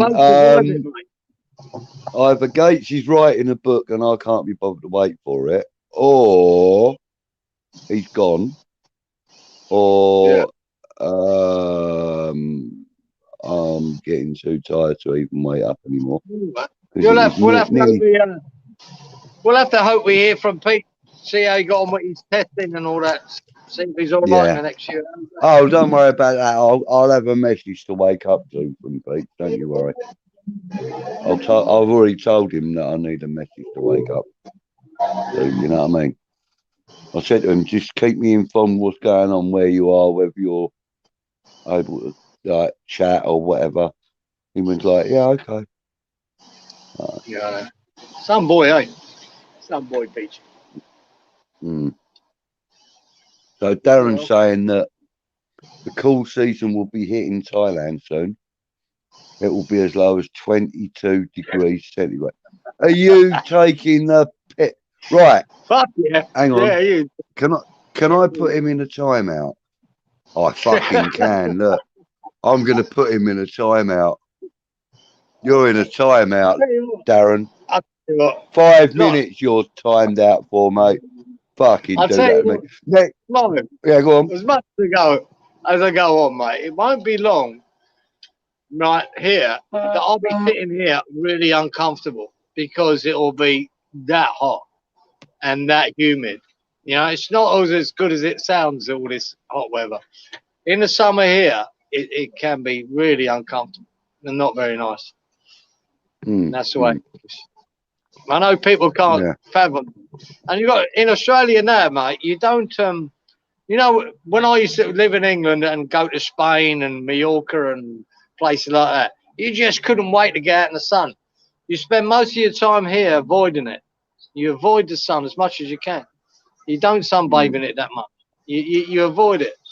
Keep out of it because it's so intense, you know, the heat and the sun. And I'd say I used to sit on beaches in Spain for hours and hours and get a little bit burnt.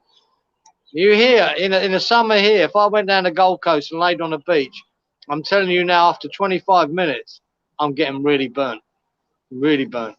The sun is really intense here. It's not what it's cracked up to be, mate, honestly.